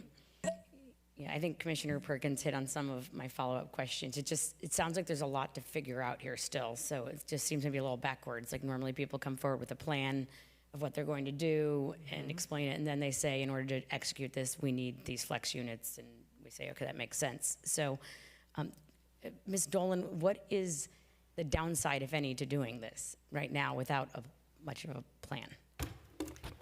There's really no downside. We put enough conditions on the resolution to make sure that we don't end up with substandard housing units there. Okay, because we mentioned parking, and she said there was enough parking for 1954 standards, but I don't know that meets today's standards. Right. The conditions, if you read the resolutions, are very specific about it has to come in and meet current code requirements to the maximum extent practical. We'll accept some things like a landscape. The landscape may not have to meet every single box, but in general, we don't want to see substandard housing units without kitchens, without adequate bathrooms, without adequate facilities. However, we think they could, if they have enough cash to inject into those units, they could make them reasonably sustainable, yeah. Okay, so there's really no downside, and does it increase the value of the property for them? Yeah. Like in the case of a sale or something? It gives them extra entitlements that the next guy wouldn't come in. If this were to be sold, though, the value is so much greater in a bigger building. Okay, thank you. Further commission discussion? Commissioner Perkins? Just one last question. You said all of the units are just one bedroom? Two bedrooms for all units, all 12 units? Once. They're actually, they need to be converted to once because of the square footage restrictions that are in the city now. Okay, all right, thank you. Very good. Further commission discussion? Seeing none, let's go ahead and call the roll. Commissioner Fezzik? Yes. Commissioner Perkins? Yes. Commissioner Sigerson-Eaton? Commissioner Smith? Yes. Vice Mayor Fournier? Yes. Mayor Harden. Yes. Item 8 is the second reading of an ordinance. An ordinance of the City Commission of the City of Pompano Beach, Florida, adopting amendments to the potable water sub-element and the conservation element in the city's comprehensive plan as required by Section 163.3177, subsection 6C, Florida statutes, to be consistent with the city's updated water supply facilities work plan prepared as required by the South Florida Water Management District's 2023-24 Lower East Coast Regional Water Supply Plan, providing for a determination that a local planning agency hearing was held on January 28, 2026, providing that a transmittal and adoption public hearing will be held, providing for severability, providing for conflicts, providing an effective date. So moved. Second. Moved and second for discussion. Ms. Dolan. Thank you, Mayor. Jean Dolan, Development Services. So this is the second reading of our comprehensive plan amendment for updating our water supply plan. We are the applicant, the City of Pompano Beach, and we request a recommendation for approval for the comprehensive plan text amendment adopting the amended policies associated with the water supply facilities work plan update for the planning period of 2025 to 2045. The amended policies are in the potable water sub-element and their conservation element. Water supply facilities work plan update ensures compliance with section 163.31776C of the Florida statutes, which requires local governments to revise their water supply facility work plan and associated comp plan policies within 18 months after the South Florida Water Management District adopts the update to the Lower East Coast Water Supply Plan, and that occurred in September of 2024. So since it's been a while since you've seen this item, I'll just quickly go over what we're changing. In the potable water sub-element, we're revising policies to reflect the revised level of service standard based on more recent data, available treatment capacity and treatment methods to remove PFAS from our treated water, the need for changes to the consumptive use permit by 2030 to accommodate the removal of PFAS from the water supply, water demand calculations for new development, reclaimed water infrastructure installation for new development and mandatory connections once reclaimed water is available. And finally, the expansion of the reuse infrastructure and consideration of potential alternative water supplies to meet the water demand through 2045. And within the conservation element, policies are being updated to reflect the discontinuation of the ocean outfall effluent pipe by the end of which was by the end of 2025, as required by the outfall legislation. And the final is to explore additional sources of alternative water supply. So where we've been from here, we went to the Planning and Zoning Board on January 28th, 26, and they recommended approval. City Commission recommended approval at the transmittal hearing held on February 10th, 2026. We submitted everything to the state review agencies. We got no objections or comments on the proposed amendments. The Department of Commerce, which was previously known as Department of Economic Opportunity, issued a letter of no comment on the amendments on March 13th, 2026, clearing for us to adopt these amendments, and staff recommends approval on second reading. And I'm available, and also Renuka, if you have any questions on either the comp plan amendment or the water supply plan. Very good, thank you. This is a public hearing. Is there any input from the public on this item? Seeing none, public input closed. Commission discussion, questions, concerns. Seeing none, let's go ahead and call the roll. Commissioner Fezzik. Yes. Commissioner Perkins. Yes. Commissioner Sigerson-Eaton. Yes. Commissioner Smith. Yes. Vice Mayor Fournier. Yes.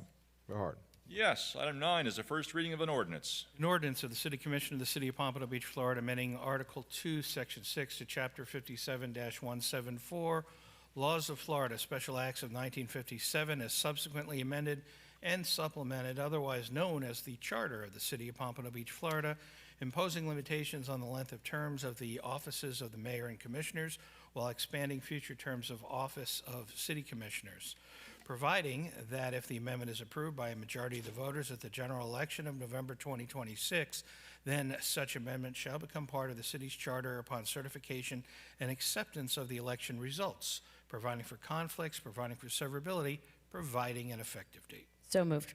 Second. Moved and second for discussion. Mr. Berman. Thank you, Mayor. And let me just indicate I have no say in where this appears on an agenda. When it's time, I'm doing my thing. So this is when where it showed up. In any event, this is the latest iteration of the requested change potential ballot question requested by the commission. We've reduced some of the initial request in terms of changing terms or shifting terms to simply whether or not terms want to be expanded in addition to term limits as a condition. So it's clear, I've tried to rewrite this question as simply as possible so anyone can understand. There was a request that I put numbers in parentheses after 3, the number 3 and 4, and I've put all that in there as well. I did add, because with the additional space, I had room for some more words or digits, basically, as provided by law, to provide from the current 2-year term to 4-year terms. My concern was that people might even look at this and say, oh, well, 4-year term, what is it now? People may not really know.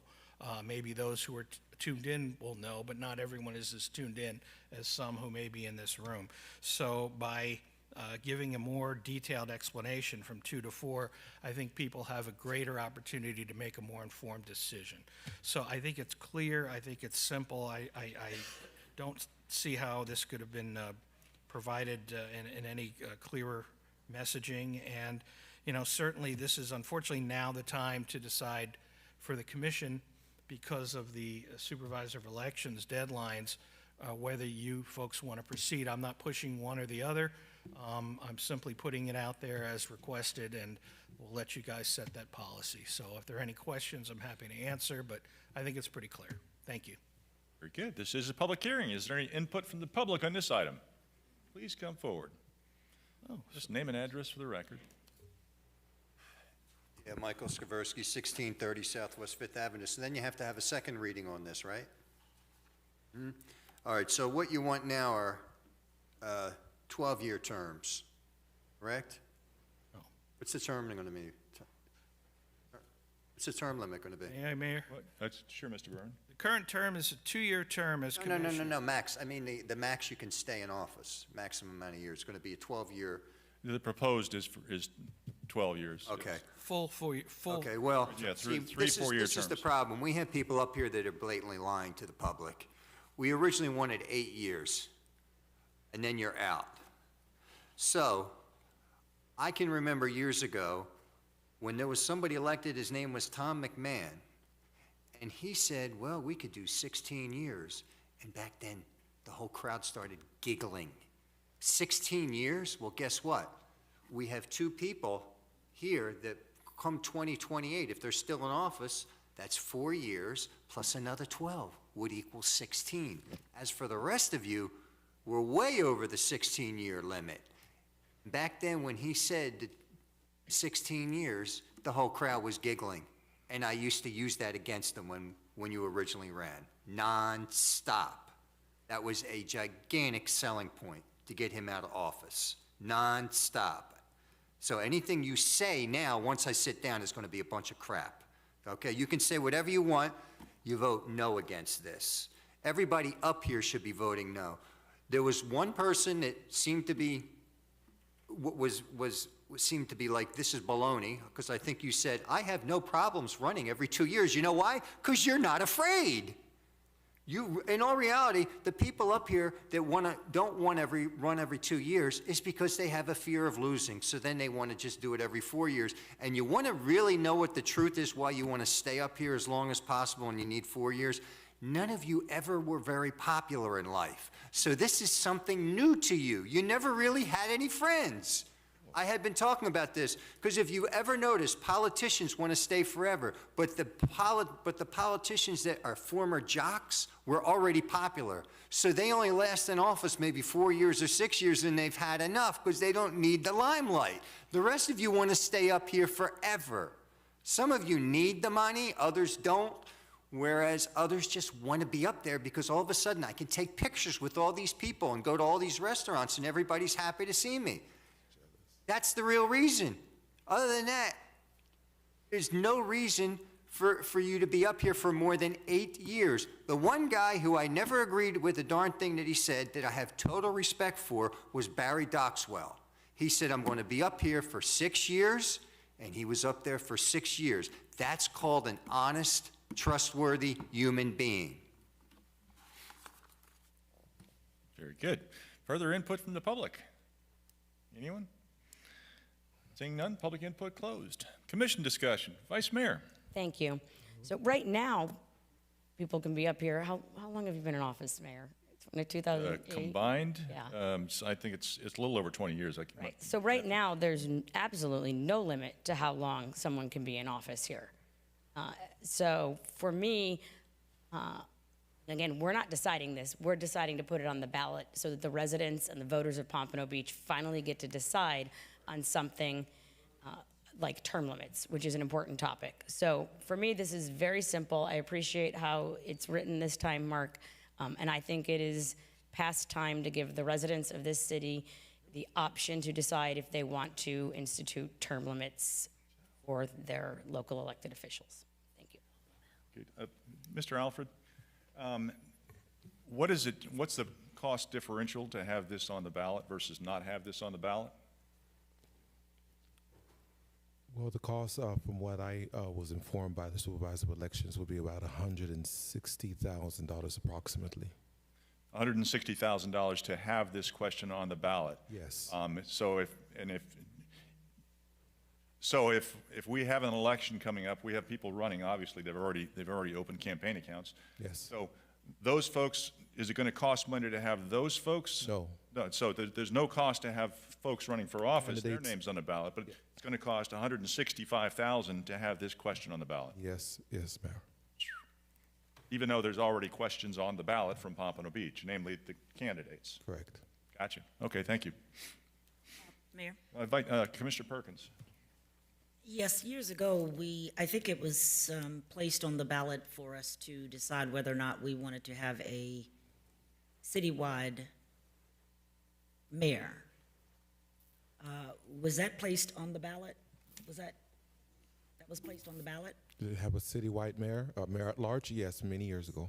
And the city had to pay for that to be placed on the ballot? Yes. Okay. So I'm questioning what Mr. Seversky said. Maybe it was discussed on the dais, but how do we come up with 8 years compared to 12 years term limit?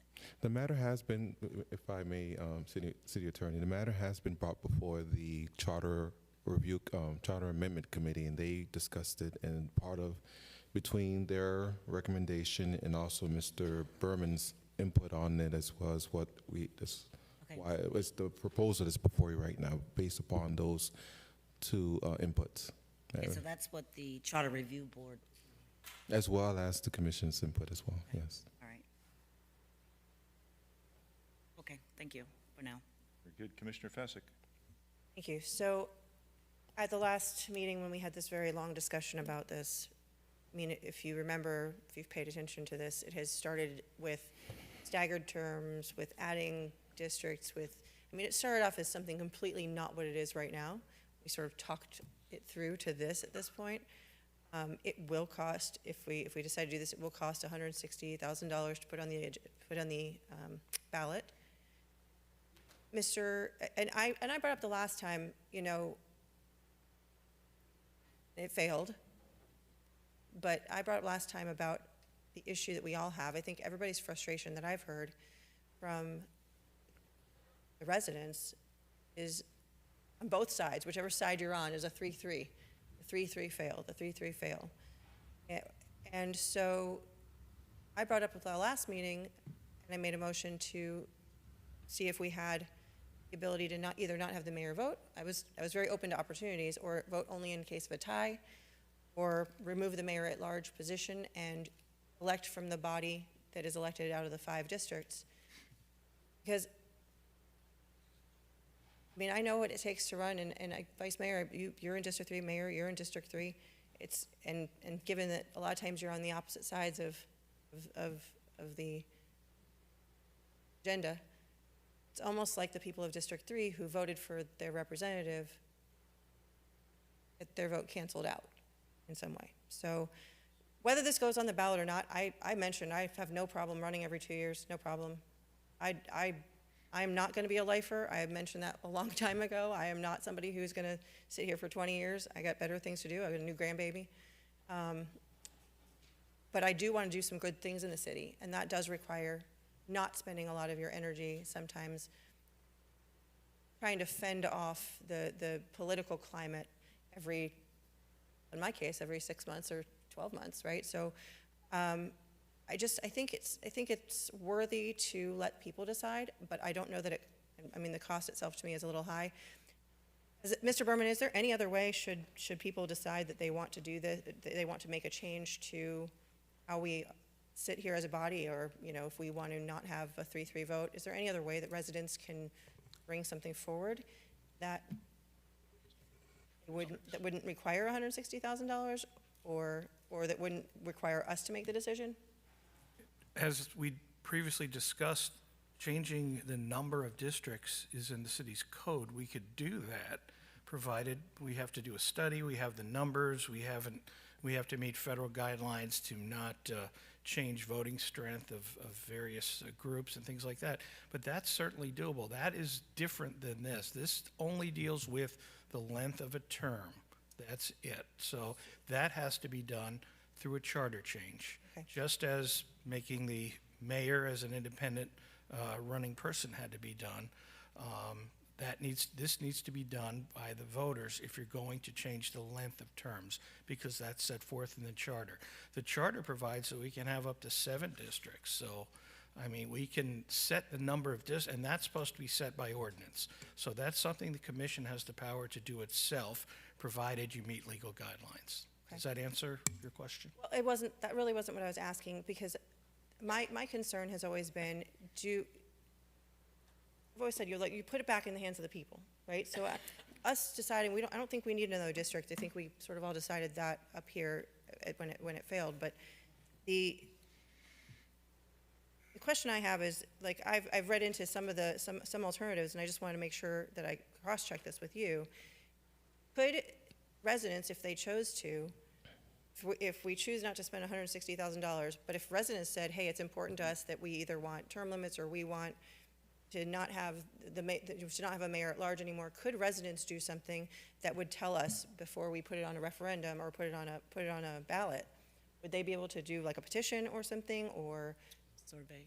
Yeah, well, not a survey. I guess is it a petition? I think that survey wouldn't be. I don't know. There's nothing they can do to make those changes other than through the election process or the ballot process. There is the possibility of, obviously, of polling, but we're past that stage for this question, I would think, based on the timing. You'd have to spend money to do polling, I would assume, as well, probably less than the election, but it might add to the cost of whatever you're doing. If you want to know what your residents are thinking, or, that's, you guys know how to do that. If you want to do a formal poll, you probably could.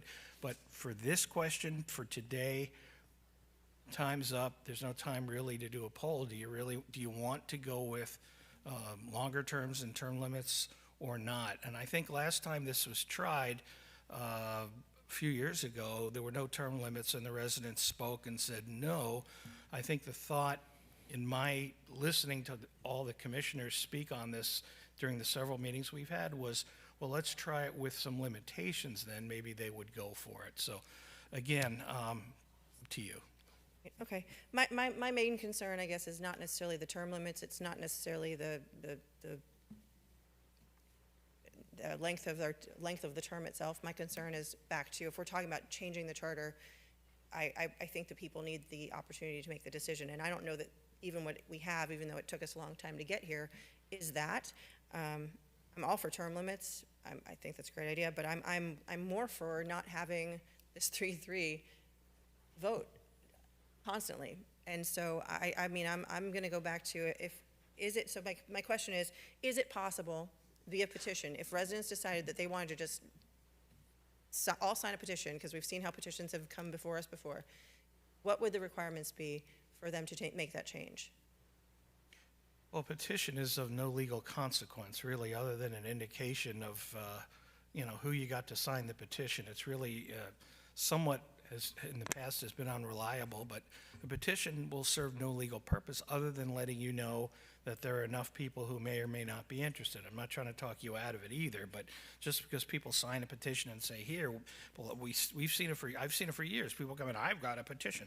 Well, thank you very much. That lets us know that there are X amount of people that feel this way.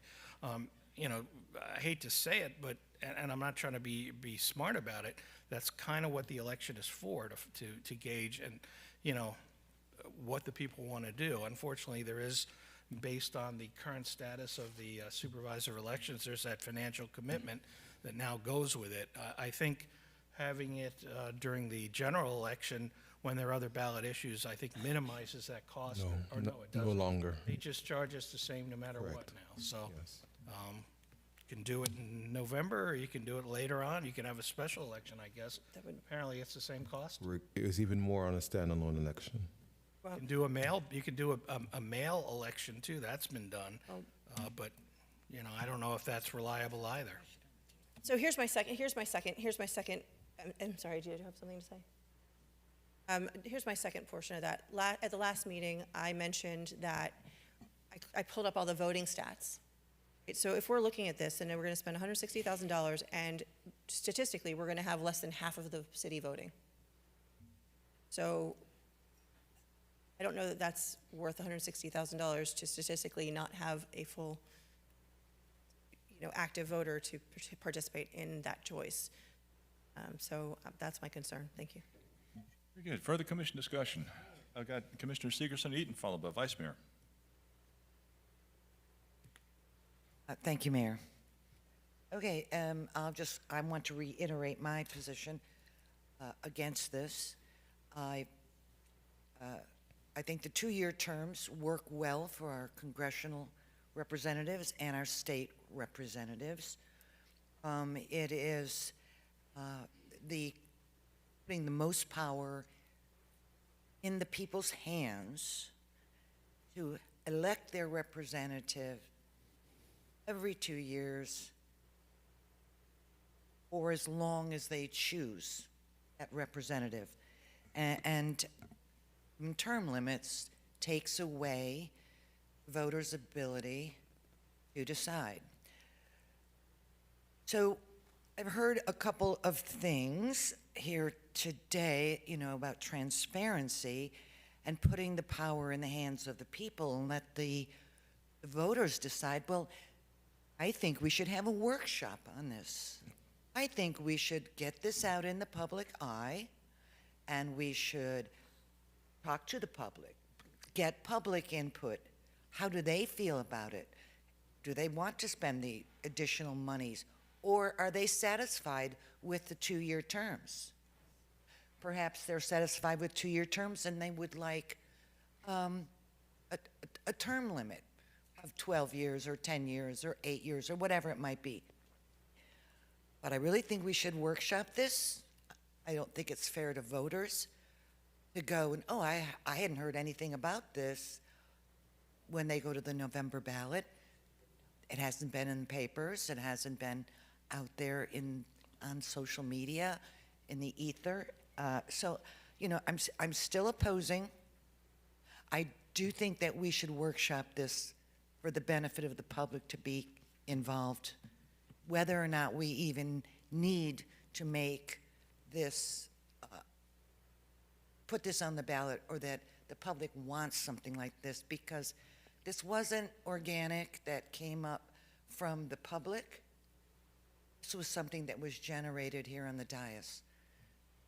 Thank you, Mayor. Very good. Mayor? It's Kerbin.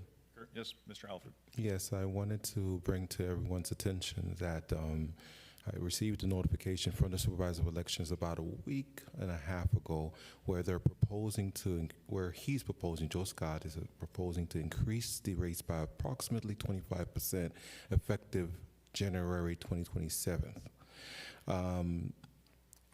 I was actually planning to put a detailed email to explain this to the commission, not knowing how this was going to go. If delaying this to a future election may end up being more expensive. Roughly it would come about $200,000, over $200,000 is what it would be if the same ballot question would be presented as a referendum question the following election, in a future election. So this is a matter that the Clerk Association, along with myself, we're having a meeting with Mr. Scott next week, actually, on Monday, and we intend to bring this matter before his attention to get more justification. The notification he provided us did not come with any justification as to why, if it's due to the economic situation here in the nation. but we intend to get more information. But it's important that I bring this to your attention now, seeing where this conversation is going. I don't know if we have enough time, if we can workshop it, but that is at the Commission's directive. Very good. Thank you for that notification. So it'll cost us more for the election if we delay it and still want to put a question before the voters. Yes, Mayor. Gotcha. Vice Mayor? Thank you. So for me, this didn't come from nowhere. It came from listening to the people I represent who are always frustrated that there aren't term limits here and they see the same people's names over and over. So I know it's unscientific, but I did a poll and it had well over 200 respondents, and it was 80, the question said, do you support instituting term limits for your local elected officials in Pompano Beach? And it was 83% yes, 11% no, 6% don't care. So it was overwhelming. Most of my polls are a little more split than that. It was very overwhelming that and I know term limits polls is a popular thing. It's a catchphrase that polls in a popular way, but it is something that I know I've heard quite a bit about from residents. And I want to kind of add to something that was set up here. So Commissioner Fezzik was asking, is there like a less expensive way to do this to fix a 3-3? And the proposal was, or the thought was, well, you could add a district and then you don't have to put it on the ballot, so you save $160,000. But let me remind everyone that in our budget, we had a budget workshop this morning, the city commission total is $640,000. Each of our fully burdened costs is well over $100,000 a year. So adding a 7th commission district is going to cost $110,000 a year in perpetuity, which is well over the 2 years of a commission district is much more than this special question on the ballot. Of course, it does not solve the 3-3, but those are two different issues. But I don't think the answer to is there a way to solve the 3-3 that costs less is adding a commission district, because that cost is actually pretty high. And so for me, I've heard from enough voters who want this on the ballot. So I'm comfortable with it. I understand the concern over 2 to 4. State reps do have 2-year terms, but they also have term limits. So everything is structured a little different, right? And I also talk to a lot of colleagues in other cities. And when I say we have 2-year terms, most of them are in shock because most cities do not. They're like, how do you do that every 2 years? You're basically running all the time, which is the conversation we had at the last meeting, that it's hard to get things done when you're constantly in campaign mode. So while I said the last time, I think 3 is the perfect amount of time, it complicates things for an election. So I think this combination is at least an option that we are going to give voters that we heard that they wanted an option for term limits, and we will let them decide. Thank you. Very good. Sure, I got Commissioner Segerson-Eaton and then Vice Mayor, or I'm sorry, then Commissioner Fezzik. Thank you, Mayor. And I also forgot to say, it feels a little self-serving to be up here and doing this without the public input. And I have never had anyone come up to me and say, oh, you should be serving a 4-year term. If they say anything, about it, I have not heard a single person talk about that. But I do think it's rather self-serving of us to try to lengthen our terms. Thank you. Very good. Commissioner Fezzik. Thank you. So funny thing is, actually, I have heard from people when I said I could carry either way. Was it more convenient for me? Sure, it would be more convenient for me to only have to run every 4 years. But I could carry either way. Residents have actually said to me, it's crazy that you have to run every 2 years. It's crazy you have to start over and do that every 2 years. It's disruptive. It's, it can be expensive, especially if you're self-funding. So I understand that part. I don't have, like I said, I don't have a problem with asking people to vote. I have heard from people that they really do want term limits. I would have to agree with the Vice Mayor. Adding a district is not practical. That has never been practical to me. I think that's not the right way to do things. If anything, it makes more sense to reduce the liability than it would be to add to it. Which is why, if we're going to change the rules about if we're going to change the rules of the charter, then maybe we need to be willing to look at the ones that actually affect how the votes work. So if this is a start in the right direction, I'm fine with it. I, again, would love to see us figure out something for the 3-3, but if this is the only solution, I have another question. Maybe it's from Mr. Berman or Ms. Sinego, related to commissioners who serve for a long time.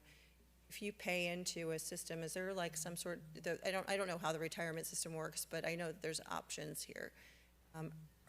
Are there some sort of benefits for people to not have term limits? Is that why that we haven't adopted them, or is there some sort of payout, or maybe I'm just trying to figure out, is there some reason why we haven't done it yet? And that's the question. Is it the drop payment, or is it the, I've looked in a couple different things down the line, but I'm just curious if that's a concern. I mean, And I can answer that. I believe elected officials are entitled to a pension after, I think it's 5 years, and then it is the amount of time you serve, it goes up with every year. So, I mean, I think, from what I've heard so far, I'd rather put it in the hands of the voters. I would have liked to have had it at a larger turnout, but I feel like that I could go either way. So I'm surprised there's no audience to be heard on this. Thanks. Very good. Mr. Berman, you want to say something? Well, yeah, I'm not aware of the financial benefit of term limits. It's been a policy decision for this commission, and a lot of people, some people swear by term limits. They like them. Some people don't like term limits because you're forcing people who may be doing a great job out of office potentially, and you know, it's caused wreaked a lot of havoc in Tallahassee. Some might argue as well. So there are pluses, there's minuses. It's really a policy issue. Why it hasn't come up before? It has come up before, and it's always been shot down by the commission. There was additional discussion. I think what brought it up again was we're tired of the 2-year running every 2 years. We'd like to expand, and the discussion went more into, well, you're probably not going to be able to unless you put some limitations. We tried it the other way. Do you want to try it this way? That's kind of where it's just policy of you as commissioners discussing on this dais. That's all it's been at this point. Thank you, Mr. Berman. I was going to chime in also just to mention that, I mean, Vice Mayor, you're absolutely correct. Increasing the number of commissioners does increase the cost, but there's a way to end the 3-3 tie, and that's by reducing the number of commissioners. So if we wanted to eliminate one of the commission districts, that would actually eliminate the 3-3 tie situation and also save the taxpayer dollars. So that's an option that I threw out there, and it was shot down. So anyway. I'd like to make a motion then. Make a motion. The agenda, make a motion just to remove the mayor at large and establish a 5-district commission structure. Point of order, Mayor, we have a motion on the table. We're at the agenda, aren't we? Mr. Berman? I wasn't finished. I wasn't Can't hear you. Can't hear you. Can't hear you, Mr. Berman. Turn the mic on. Voters decided that. That would have to be a referendum issue. Yeah, I wasn't finished my sentence. Sorry. Okay. That's all right. All right. Is there further commission discussion? Seeing none, let's go ahead and call the roll. Commissioner Commissioner Pheasant? Perkins. Wait, Commissioner Perkins. I'm just surprised that everybody is going on and on about the 160,000. As long as I've sat here on this dais, been talking about the way the city spends money as though it's free water. And all of a sudden we're in a bind, so we're trying to save at this point. And as I've said over and over and over again, our mayor is not a strong mayor. He does not run the city. We hire a city manager to run the city of Pompano Beach. Mayor's job is to preside over the meeting, attend groundbreakings and ribbon cuttings. That's it. He runs every 4 years. So when it comes to the 2-year terms, for me, I feel as though I run every year. My experience with staff is after a year, I'm told you can't do this, you can't do that because you're up for re-election. So my hands are somewhat tied after I open a campaign account. I'm limited as to what I can do and what I cannot do because staff usually supports the person that they have running against me. So that is what my experience has been. So for me, it's like I run every once a year. After 1 year, it's time for me to run again. So I've been told that several times from staff what I can and cannot do because I've opened my campaign account, but I'm still a commissioner. At this point, I'm limited. So I can think of a lot of things I want to continue to do right now in my district right now. But I'm sure I'll be told by staff, you can't do that, you're up for re-election. I have to pause and stop and wait till after November and try to push everything I can after November into that 1 year. So that has been my experience. Thank you. Very good. Further commission discussion? Seeing none, let's call the roll. Commissioner Fezzik. Yes. Commissioner Perkins. Yes. Commissioner Seegerson Eaton. No. Commissioner Smith. Yes. Is he yes? Okay. Vice Mayor Fournier. Yes. Mayor Harden. No. All right. Item number 10 is the first reading of an ordinance. Mayor, excuse me, Commissioner Perkins? this has to come back for a second reading, am I right? Correct. Okay, is it possible, excuse me, is it possible to put it on the agenda for a 6 o'clock meeting? Maybe we can get more input from Yes, it will be. Will Will be. Okay, great, thank you, that's it. Item 10 is the first reading of an ordinance. An ordinance of the City Commission of the City of Pompano Beach, Florida, approving and authorizing the proper city officials to execute contracts for consulting professional services between the City of Pompano Beach and Hayes and Sawyer, PC, McCafferty Brinson Consulting LLC, Stantec Consulting Services, Inc., Arcadis US, Inc., and Carollo Engineers, Inc. for professional engineering services, providing for severability, providing an effective date. So moved. Second. Moved and second for discussion. Ms. Mohammed? Renuka Mohammed, Utilities Director. The Utilities Department is seeking Commission approval to enter into continuing professional services agreements under RLI 25-072, Water and Reuse Treatment Plant Projects, procured in accordance with the Consultants Competitive Negotiating Act, the CCN, which requires competitive qualification-based selection process for professional services, in our case, engineering design, permitting, construction, and, construction administration. The solicitation was advertised on August 28th and closed October 1st, 2025. 6 letters of interest was received and evaluated. Following evaluation, the committee ranked and recommended five firms for the award: McCafferty Brunson, Carollo, Arcadius, Hazen and Sawyer, and Stantec Consulting. Tetra Tech was the lowest ranked firm and was not selected based on the established criteria. The agreements will be for a 5-year term and will allow the city to issue project-specific work authorization on an as-needed basis. Projects will be funded through approved operating and capital budgets. Approval of these agreements supports the city's goal for resilient and sustainable utility infrastructure. Questions? Very good. Thank you for that. This is a public hearing. Is there any input from the public on this item? Seeing none, public input closed. Commission questions, concerns? Anything? Ms. Commissioner Fezzik. Thank you. I actually had a question. So if we were to approve this, at what dollar threshold would work authorizations come back to the commission for approval? So right now, based on the last discussion I had with legal, it's 200,000. So anything under 200,000, we take care of it internally. Anything over the $200 threshold, we bring it to you for authorization. Okay. And is that per task, or is that tracking to provide tracking for cumulative spending across all firms? So this is qualification based, so it depends on the project. There is no limitation per se. The limitation is the budget. So once a project is identified, we find a best fit consultant for the project, and we begin the negotiation process for a scope of work. If for whatever reason we are unsuccessful, we go to the next best fit. But there's no cumulative amount for it. Okay. Generally, it's handled by fiscal year. If it's a CIP, then yes, we go through the 5-year process. Okay, and what's the estimated total value of work anticipated across all 5 firms for these projects?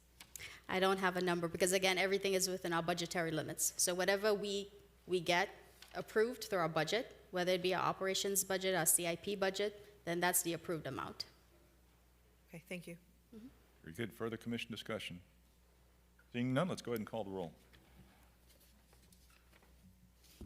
Commissioner Fezzik? No. Commissioner Perkins? Yes. Commissioner Sigerson-Eaton? Yes. Commissioner Smith? Yes. Vice Mayor Fournier? Yes. Mayor Harden. Yes. Item number 11 is the first reading of an ordinance.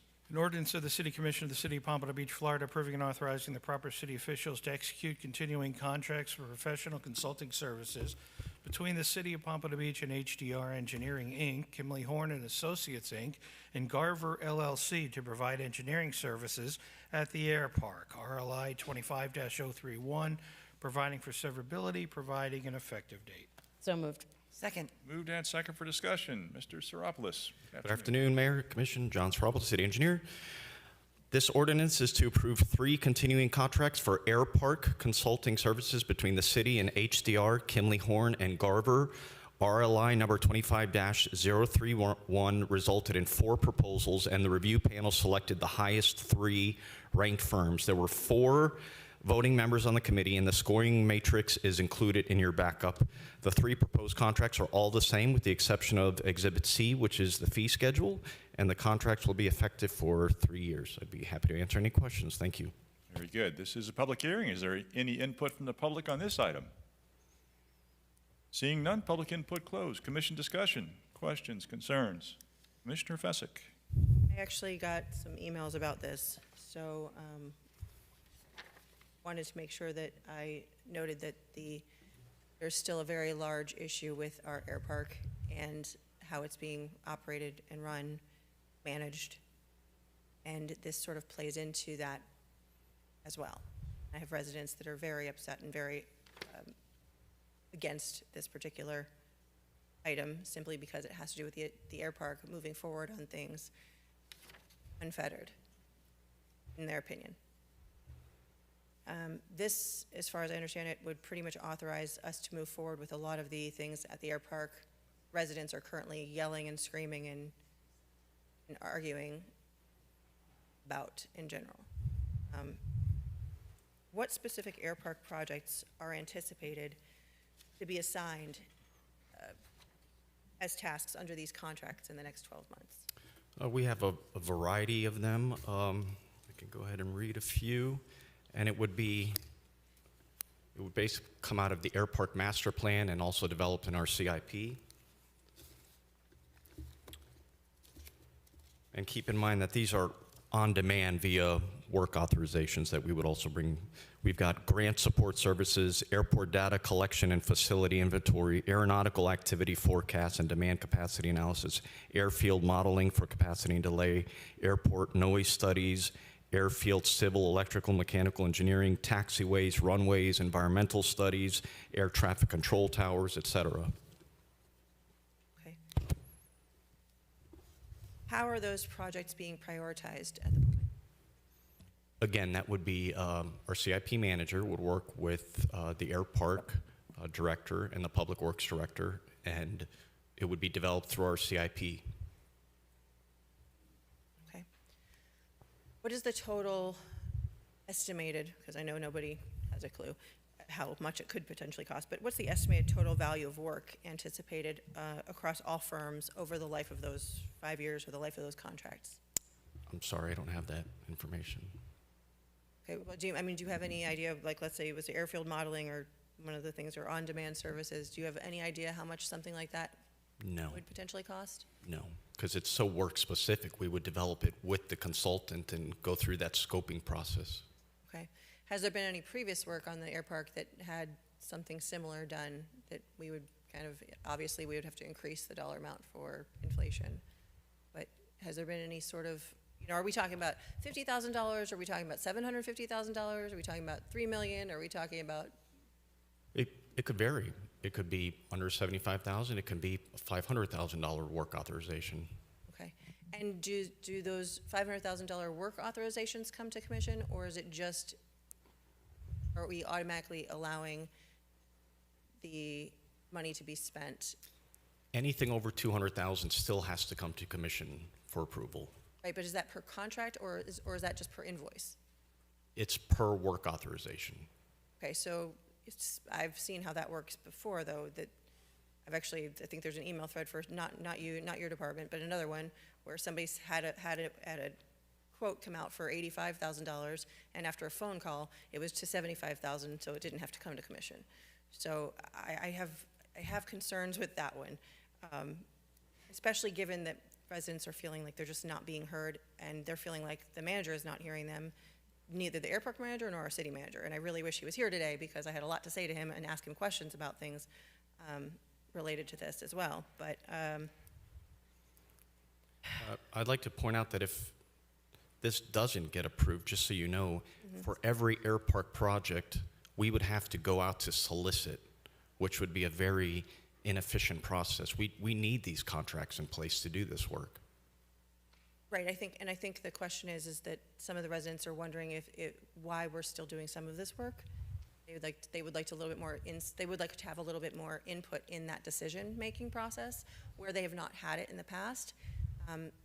I have been under a lot of research at the air park, and a lot of the things that have been done at the air park, even though I've been yelling, screaming, sort of from the rooftops, it's hilarious to me that actually earlier today at our budget meeting, we had a whole conversation about the ecological impacts of water tables, yet we just literally designated an environmentally sensitive land that has literally 5, I think, Renuka, you might know more than I do, we have water basins that literally are sitting under scrub pine, or scrub habitat, which is less than 1%, because we've overdeveloped everything in the state of Florida, and those things can't come back, right? So it's 6 of one, half dozen of the other. In 1940-something, when the air park was decommissioned, they actually shortened the runways, because the intent was for it to be a recreational air park, not an airport. I lived here in high school, so we're now going 30 years ago, and I lived directly under that flight path, and I used to lay in my front yard pool, floating, and I can tell you, I could be out there for a whole Saturday morning or Saturday afternoon, and you have the occasional plane. I go out there now, I have a condo just 7 blocks north, and I'm at that pool, and it is nonstop. It's incessant. It's not just the noise, it's how low they're flying. People have a valid concern, and if we're not addressing some of that stuff there, I have a really hard time saying yes to anything else that's happening within the air park. I understand there's plans, but it's coming down to how things have been managed for me, and how we have been systematically removing the city commission's ability through, not necessarily you, just to make sure this is very clear, it's not you, through these, you have these unintended consequences of sort of tying our hands in being able to monitor the projects that affect the districts we serve. And so we lose a little bit here, we lose a little bit there. I mean, I know that I say we because I wasn't even here at the time, gave the city manager a larger spending authority, but it was tied to something that said construction, yet we're using it for consultants. So I have a big problem with this, and I would really like to see. Sure. Why don't you just make a motion to postpone? Yeah, and so I'd like to make a motion to postpone it to the 6 o'clock meeting in 2 weeks, so that we can have some residents come out here and have the ability to discuss it, and I can get some more information from the city manager as well. I would just like to add that I think you're reinforcing the point that we need these contracts in place. These are consultant resources that would help us with exactly what you're referring to. Okay, well, there's a motion on the floor to postpone. I'd like to see them, yeah. Is there a second? Second. Moved and second to postpone until our next meeting. Discussion on the proposal. Postpone. Vice Mayor? And I wanted to speak on the topic, so I might as well speak on the motion. I do think a lot of the problem always goes back to this $200,000 of spending authority and how that has reduced transparency. So I hear what you're saying about some of this work actually could be helpful to address resident concerns, but they don't know that because it never comes back here and we never actually get transparency about what these studies are. And in their view, they're thinking maybe some of this work is being done to accelerate the development of the air park, right? So is any of that, any of the studies that you listed, are any of those in any way going to accelerate the development of the air park? Not that I'm aware of, and you would be aware of it because it gets developed in the CIP, so you would see those projects. Right, but it might be listed as noise study or something, right? So, again, I think the problem is always that it doesn't come back here, so we don't actually get to discuss what the study is that's happening. It's just, you know, Kimley Horn could effectively have, in any given year, I guess, 3 $200,000 work authorizations out at the air park, and we could be spending $600,000 out there on studies that we don't even know what's happening because they don't come back to us. But you would, Vice Mayor, through the CIP. Right. Well, we always hear it's in the budget, but we don't actually know then they were hired and what the detailed scope was and all of that. You know, it's just a line item in a CIP in a budget book that's hundreds and hundreds of pages. So that's why it's important that things, when they're actually happening, come back. So I support postponing this and letting people know. I understand why we need it, but I guess for me, especially with the air park, because there are so much concerns about it, I would like to somehow set aside that $200,000 authorization for these consulting agreements and say that anything air park related under these consulting agreements that we sign needs to come back for the commission at any threshold. So I would want that to be part of what we do. Thank you. Very good. Mr. Saropoulos, can you tell me, is there any time sensitivity on these contracts? No, not at the moment. Didn't think so. Okay. So discussion on the motion to postpone. I've got Commissioner Segerson followed by Commissioner Fessick. Thank you, Mayor. Are you, Vice Mayor, are you amending the motion? It's my motion. No. It's just a motion to postpone? I don't believe I can amend her motion. Motion to postpone is what Sounded like it. like to. Motion to postpone is what we're dealing with. Correct. Okay, thank you. Mr. Fessick. Thank you. I just wanted to make sure, so with this postponing in the motion, if I asked in December to have a meeting, and I was told by Mr. Harrison that I would be able to have a meeting with the wildlife experts on that environmentally sensitive land. It is now April, and I have still not been able out there. Ms. Sybil, can you make sure that I have a date before our next meeting to line up with the wildlife experts? Because there have been people showing up on the air park, and it's the rapid vegetation assessment that I received is pretty intense. So I would like to make sure that I fulfill that before our next meeting. That please be possible to make sure that I am out there with wildlife team before the next meeting. I will discuss that with staff and the city manager and get back to you. Thank you. Okay, on the motion to postpone, any further discussion? Seeing none, let's go ahead and call the roll. Commissioner Fezzik? Yes. Commissioner Perkins? The motion. To postpone. To postpone. Yes. Commissioner Sigurdson Eaton? Yes. Commissioner Smith? Yes. Vice Mayor Fournier? Yes. Mayor Harden. Yes. Item 12 is the first reading of an ordinance. An ordinance of the City Commission of the City of Pompano Beach, Florida, approving and authorizing the proper city officials to execute a parking license agreement between the City of Pompano Beach and the First Baptist Church of Pompano Beach for the use of parking spaces located at 117 Northeast First Street, providing for severability, providing an effective date. So moved. Second. Moved and second for discussion. Mr. Lance, once again. Good afternoon, Mayor, Vice Mayor, Commission, Jeff Lance, Parking Manager. The item before you today is a parking license agreement between the city and First Baptist Church located at 117 Northeast First Street. In 2015, Commission approved ordinance 2015-42, which allowed for the use of 126 parking spaces in the church parking lot to provide public parking for the surrounding commercial establishments. In 2020, Commission approved ordinance 2020-54, which allowed for the continued use of these spaces. This agreement expired in May of 2025, and since this time, cities continue to work with First Baptist Church to find a mutually agreeable resolution to allow for the continued use of this parking area.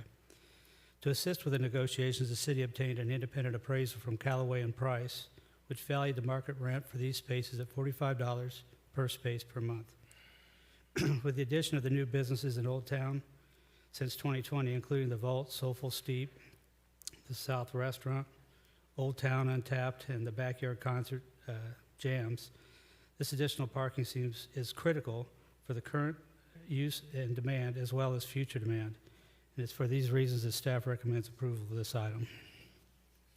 Good, thank you for Concludes that. my presentation. I just want to say thank you to Ms. Sybil and you, Mr. Lance, and of course, Mr. Berman's office, and everybody involved in these negotiations. Thank you for your efforts there. This is a public hearing. Is there any input from the public on this item? Please come forward. Just name and address for the record. Hi, Tashana Thomas, 209 Northwest 15th Street. My first question would be, have you guys looked into shared parking options?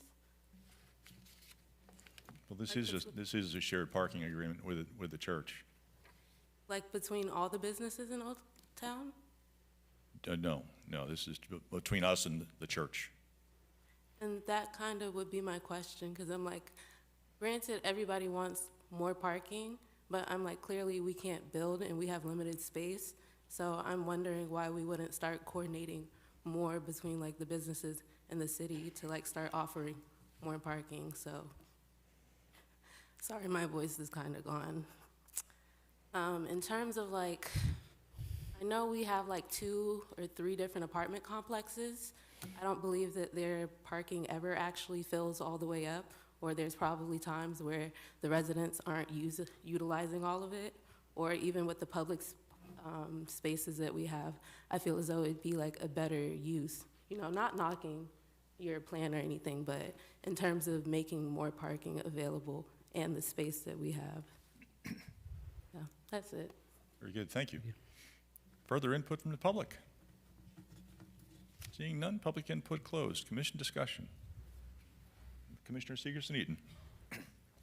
Yes, I also want to say that I'm very relieved that the city and the church could come to an agreement on the parking.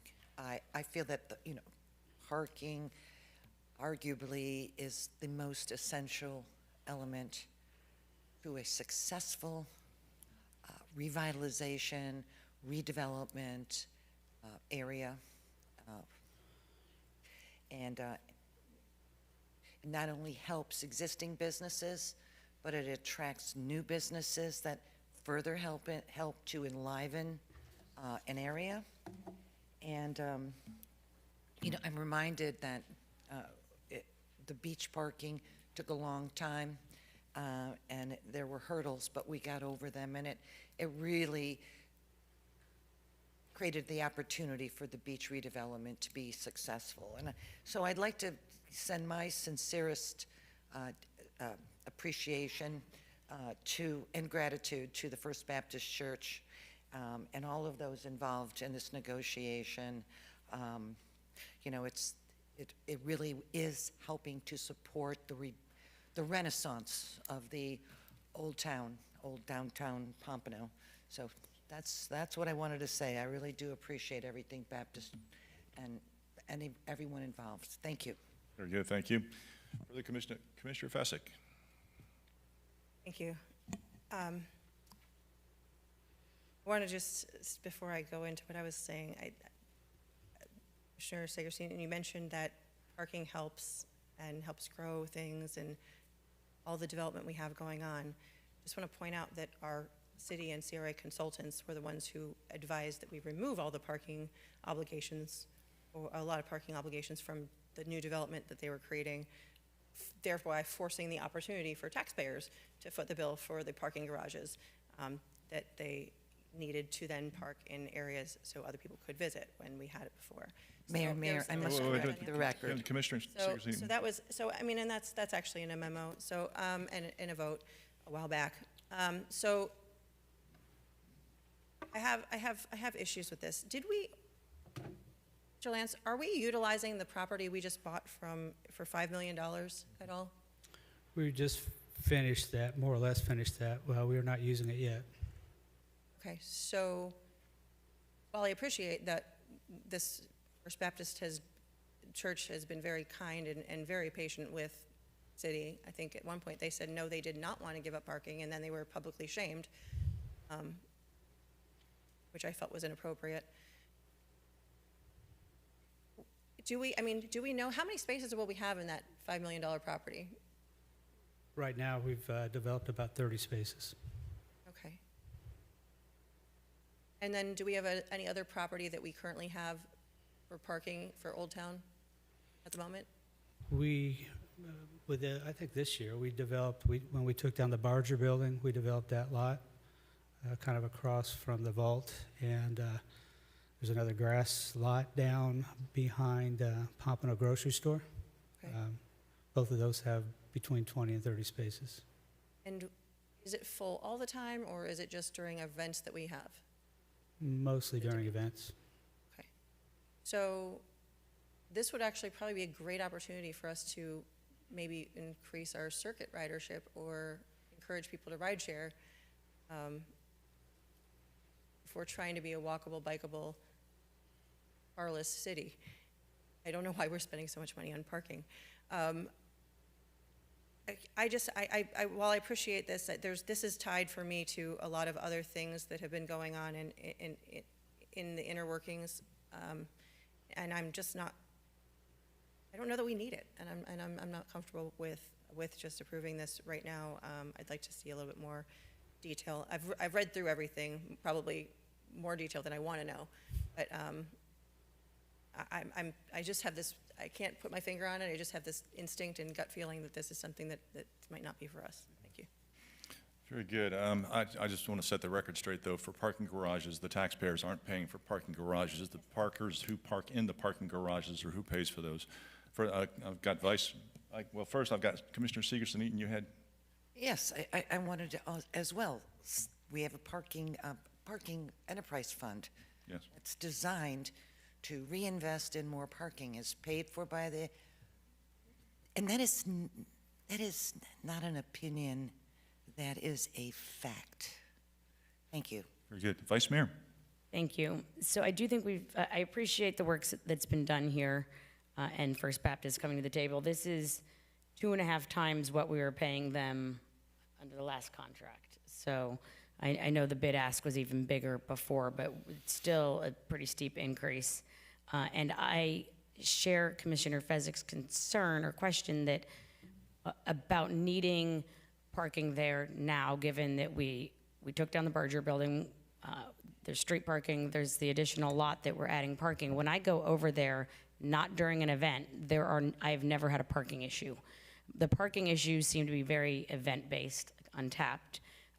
So I struggle with doing this, paying all of this for all these spaces that I think are going to sit empty most of the time. And I know long-term we need parking. We've talked to the developers, the restaurateurs down there. In order to attract other businesses down there, we need more parking, but it needs to be permanent parking. It needs to be something that they can rely on that will be in there, still be there in 5 years. So for example, for Adam Adashe to attract a big restaurant name to build out in Old Town, he needs a permanent plan for parking, and none of these options, the lot we own perhaps, but this is not a permanent plan for parking. So this doesn't give those new businesses comfort that they'll have long-term parking. So I think it's going to sit empty a lot of the time, and I think we've made some strides in the meantime to add parking. My biggest issue, and I know this is not out of the general fund, it's out of the parking fund, but I think the CRA should be paying for this. We talk all the time about whenever the CRA can pay for something, they should, and I think there's a lot of CRA-supported businesses, incentive programs down there, and if the CRA wants to pay for this, I think this should be an agreement with the CRA, not the city. Thank you. Okay. Well, Ms. Sybil? Thank you, Mayor. So I just want to clarify a few points. First of all, it's not that the church did not want to have a shared parking agreement with us. As you all recall, we're in negotiations now for over a year. When we tried to renew, we did propose the lower rate. They came back with a much higher rate, and we walked away from negotiations. And then we both came back to the table, and it's taken some time to even bring this back because they have a process on their side, obviously being a church, going through their boards and so forth. So I just wanted to clarify that for the record. It's not that they didn't want to have an agreement with us, but they wanted us to pay a lot higher premium. Did I say that? No. I think Commissioner Fessick said that initially. So I just wanted to clarify that, just for the record. So I think, we pursued this agreement because it's convenient parking. I think we do have parking. We made all efforts when this deal fell apart a couple of months ago to add a lot of permanent parking, which one is the surface lot on the Barger side. We also have some temporary parking north of the market. It's also a CRE lot as well. That's also a temporary lot because eventually the objective of that is to potentially develop that site at some point. And I do agree with the Vice Mayor. I think the objective long-term is to have structured parking there. I think that is the best solution. That is why this commission approved the $5 million purchase for the lot in Old Town from a private party. So we are utilizing that for temporary parking, as Mr. Lance pointed out. We can fit about 30 spaces on that lot right now, surface. But the goal is to put out a solicitation to build structured parking, and that's what we presented as the plan to this commission when you authorized us paying to purchase that lot. So again, that's certainly a policy decision. We did fight hard to bring this back to you. It's convenient parking, whether it's day businesses. I do agree that it's not as busy, right, during the daytime. But certainly when we have events and so forth, it does provide for convenient parking so people don't have to come across the street. They probably still do because we do have the overflow, but less likely now that we have access to this lot. It does have a termination provision, so we can terminate with 180 days notice going through this. If we do build structured parking, it's going to take about 20 months, let's say, to get that up, going through design and construction. So I just wanted you all to contemplate all of that. Again, that's certainly a policy decision if you want us to move this forward or not. Thank you. Great, thank you, Can Ms. I ask a question? Yes, of Claire? course, Vice Mayor. So when you went back to the table to negotiate this after we had taken these other steps, did you have a conversation about maybe just what it would cost us for like Untapped and events, just for excess parking when we need it, instead of paying for all these spaces that we don't need? Yeah. They had a number for base lease, just for the monthly lease, and they added a number for Old Town Untapped and the Backyard Jams, but they were not interested in separating those. They wanted those to be together. So, I mean, we've had a lot of, I'm trying to remember, because quite honestly, we've had a lot of iterations of versions of this going back and We've forth had with meetings them. about Yeah. this, and We've come a long way on this agreement, so. it just seems like had this come to us 6-8 months ago, I think we'd all be like, this is great. Now it just seems a little bit excessive for what we need, and I like I said, I'd like, if we're going to do this, I would like the CRA to pay for it. So is it possible to do the contract with the CRA? I believe that is an eligible expense as a policy decision, if you want to do Well, that would be And my you'd have to take suggestion. it up at the CRA meeting, obviously. Thank you. Okay, well, I guess, that begs the question from CRA, which we're not at a CRA meeting, but if we wanted to, is there urgency in this matter? I don't think from our standpoint, but the church, they've been very anxious about this. I can't tell you how the person negotiating with us will feel, because, it's been going through the process on their side and our side. So, certainly we would have to let them know this was delayed, but, I can't speak to what they'll say. I don't think they're here today. No. No. Mayor, if I might add, the church has been, while we've been going through this process over the last few months, the church has left that lot open for Old Town Untapped and Backyard Jam. It's kind of a good faith, and as Assistant City Manager just said, I'm not sure that they would continue doing that, depending on the outcome here. Right. They also had limitations about how long we could go back and forth in this. Like initially, that was in the first version. Like you only get to turn it around. Of course, we said no, it has to go through our legal process and review internally, so. Would there be an opportunity going forward if we entered into this or approve this, to change who the person is who pays for it internally? Yes, I Yeah. mean, absolutely. I mean, you all. We could make the switch it over to a decision CRA as a board. Mr. Berman's expenditure. raising his hand. We'd have to, I'm sorry, did you? No, It would be a new agreement with the CRA. Oh, yes, Right, of course. church, obviously. That's We'd probably have what to he's going look to and say. see if that is an appropriate expense and Absolutely. It CRA, would and have to- I'm not too yeah. sure that it is, but I don't want to pull the curtain on that yet. I will consult with the CRA statute and with the CRA's attorney, and we can look at that, certainly. But Gotcha. I'm doubtful that that's an appropriate expense for the CRA. But Well, like I said, we're not meeting as a CRA right now. I just was curious about rents our us- options going Who forward. rents the Usman's lot? Is it the city or the CRA? I don't know. The CRA does. So it sounds like the CRA can rent parking lots. Okay. I'd like to make a motion to postpone this and bring this up at our CRA meeting next week. Second. Okay, well, okay, on the motion, I'm not going to support that motion because this is first reading. I think we can go forward with first reading. We're going to have our CRA meeting. We can talk about it then, but that doesn't stop the clock on this. And we'll see what happens with the CRA, that's fine.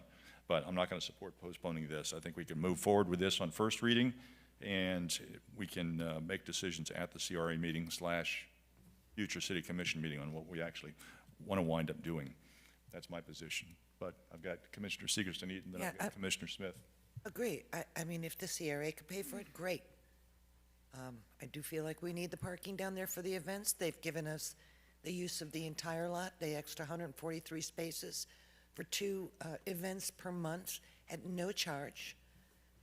So, yeah, but if the CRA can pay for it, great. So I think I agree. We have time in between, so I'm not going to support postponing it. Thank you. Commissioner Smith? I know that when we didn't have the parking, I heard from a lot of residents because they didn't feel comfortable parking at the cultural center and going across Atlantic. They felt that it was dangerous. So they just stopped coming to special events, and I heard from several people, elderly population mostly. So I think we have been very successful with Untapped and Backyard Jam, that residents love it, and we need to provide safe parking for them. I won't support postponing either. I think the timing is, let's vote today to go ahead and approve it first reading, but then we have time at the CRA to discuss it, to see what options we have with CRA, and we've got a second reading. But I don't want to lose the parking, and if we postpone it and the church says, sorry, we're locking the gate, I'd hate to see that impact our residents. So I'm not supporting a postponement either. Very good. First, Commissioner Fessick. Thank you. So I have been, maybe it's because I was hanging out at the American Legion this weekend, but I keep thinking in my head of the 6 Ps. And what that means to me is that we keep talking about this parking need, this parking need, this parking need, and yet we've hired people for years to redevelop and help plan the growth of our city, and somehow we keep failing miserably on this parking situation. So look, I think it's worth having a conversation. If the CRA is there to develop and redevelop these areas and create something there, then they need to create all of that space, and I think that that's the conversation that's worth having. What I'm not comfortable doing, especially given that we are, I'm not comfortable just saying, oh, you know what, we're gonna say yes for now, and then we're gonna pull it back. No, postponing it is the right thing to do, because then that gives us the opportunity to really vet all of those options at a CRA meeting, and then and knowing that we have extra time to really look at it and look at all the options, so we don't go in there feeling like we're under the gun on something. And they've waited this long, and they've been in negotiations, and I want to say thank you, because I do know, I can tell you from a lot of the emails that there have been a lot of negotiations, and it's been, and a lot of planned meetings, and there's been a lot of work that goes into this. But I agree that we just spent a lot of money to buy extra space, and we've been working on also potentially designing another parking structure, and there's another parking structure across the street that's being designed. We've got a lot of parking coming, and I don't know that for an event it's worth spending this extra money over 5 years with a 6-month termination clause. So I would really like to see what the possibilities are with the CRA, and I would support postponing and bring it to a CRA meeting. Thank you. Yeah, I just want to say that we have fostered redevelopment throughout our community, from the beach area all the way out west, and it has been planned. This is not catching us by surprise. We knew there was going to be a need for parking, and those kinds of issues come up. And when they come up, they need to be dealt with in a constructive manner. And here we've been successful in Old Town to a certain extent, and we do have certain events there, and we do have a need for parking. And guess what? We've got an opportunity here to take care of that situation. And we've got future ideas that are coming forth from staff to solve the longer-term issues as far as another parking garage, which that's the intelligent way to do it, and it makes sense. So yes, all these things were thought out long ago, believe it or not. So this is on the motion to postpone. Any further discussion? I've got Vice Mayor. Yeah, so I think this is one of those examples where this board doesn't function. There's no trust, there's no, like, good faith that this will come up at the CRA meeting and be supported by anyone else up here. So, Commissioner Segerson, will you support that at the CRA meeting if it is a allowable expense? Absolutely. Okay. No, I mean, I feel like at this point, let's put it out there, because if we pass this here, and I know that this is a motion to postpone, but if it's an allowable expense and we discuss it at the CRA meeting next week, you know how things tend to go, 3 to 3. So I'm looking for us to operate with some level of trust that we will support that. Mayor, will you support that? Commissioner, or Vice Mayor, I apologize.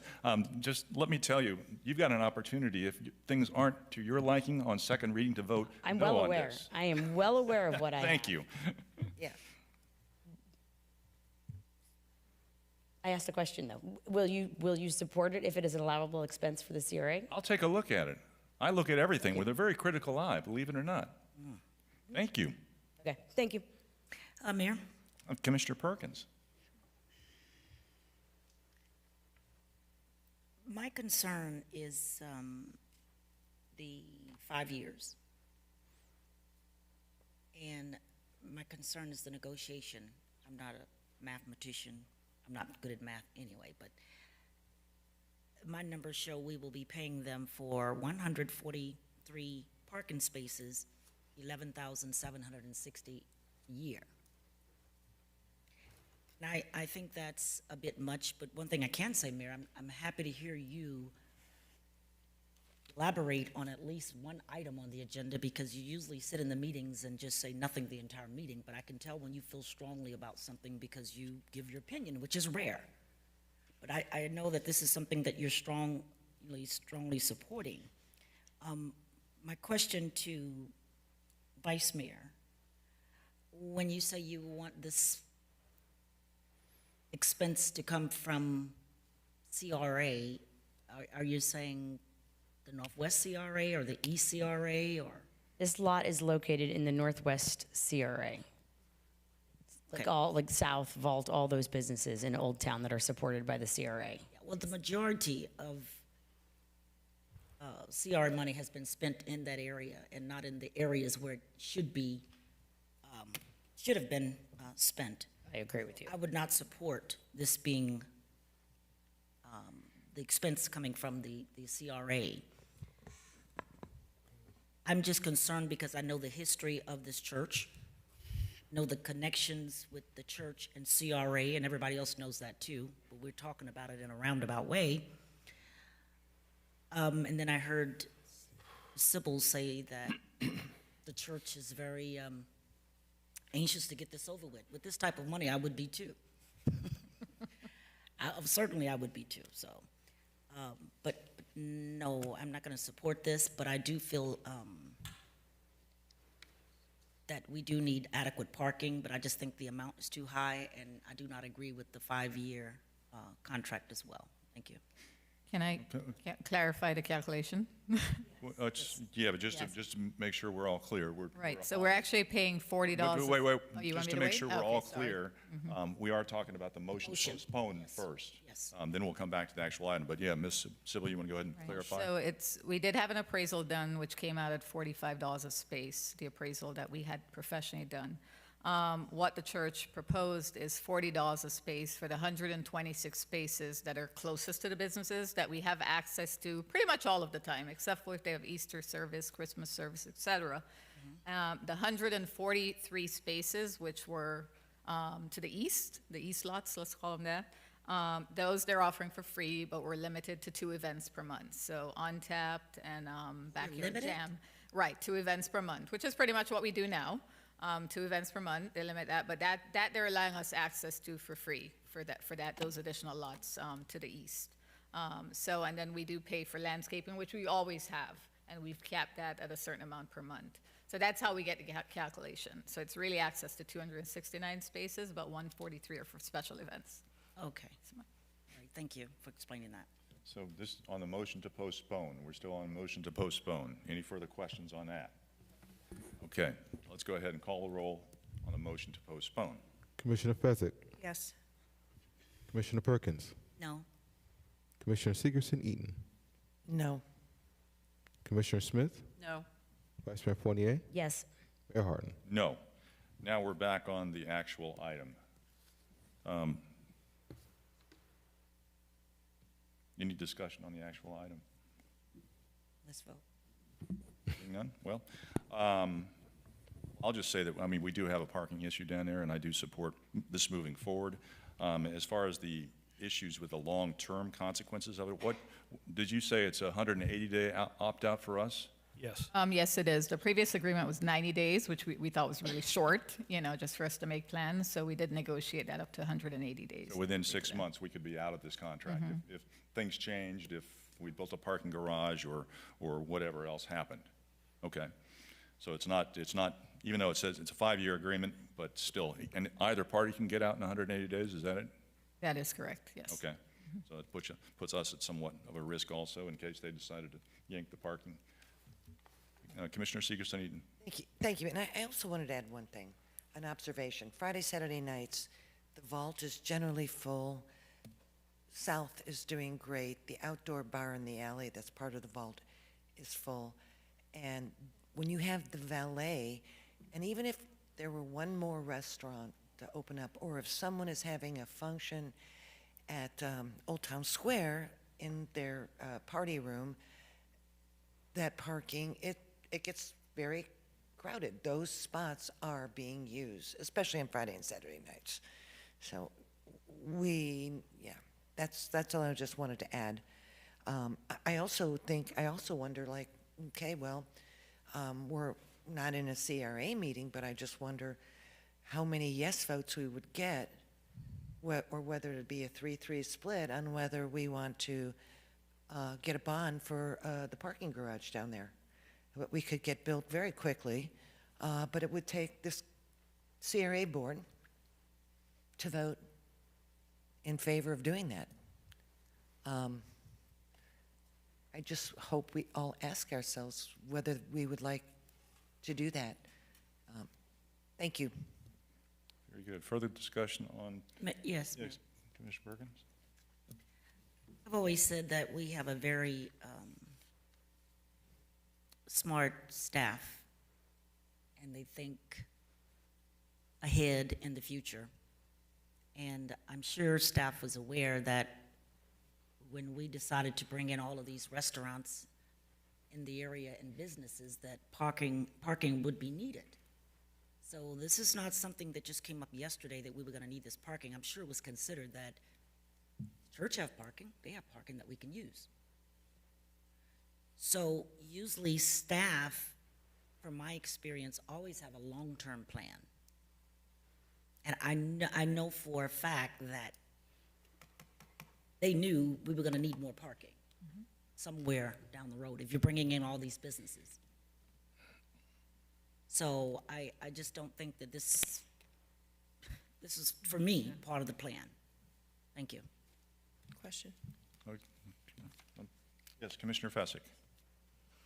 Ms. Seville, since you're aware of a lot of the CRA purchases as well, how much would you say we have spent on parking planning in Old Town specifically related to parking design, property purchases with the intent for parking, leases, operating costs, et cetera? What would you say we have spent, maybe just even in the past 2 years? I wish I memorized all the know. numbers for the city. I I mean, think just a everyone ball- up I here mean, thinks I right. do in a I won't general hold you to public. the number, but I mean ballpark wise, like I know, because I know that none of this stuff is inexpensive. Do you have any sort of ballpark idea anywhere? I don't. I can't give you an exact number. I can speak to the process and some of the comments that have been made up here this afternoon.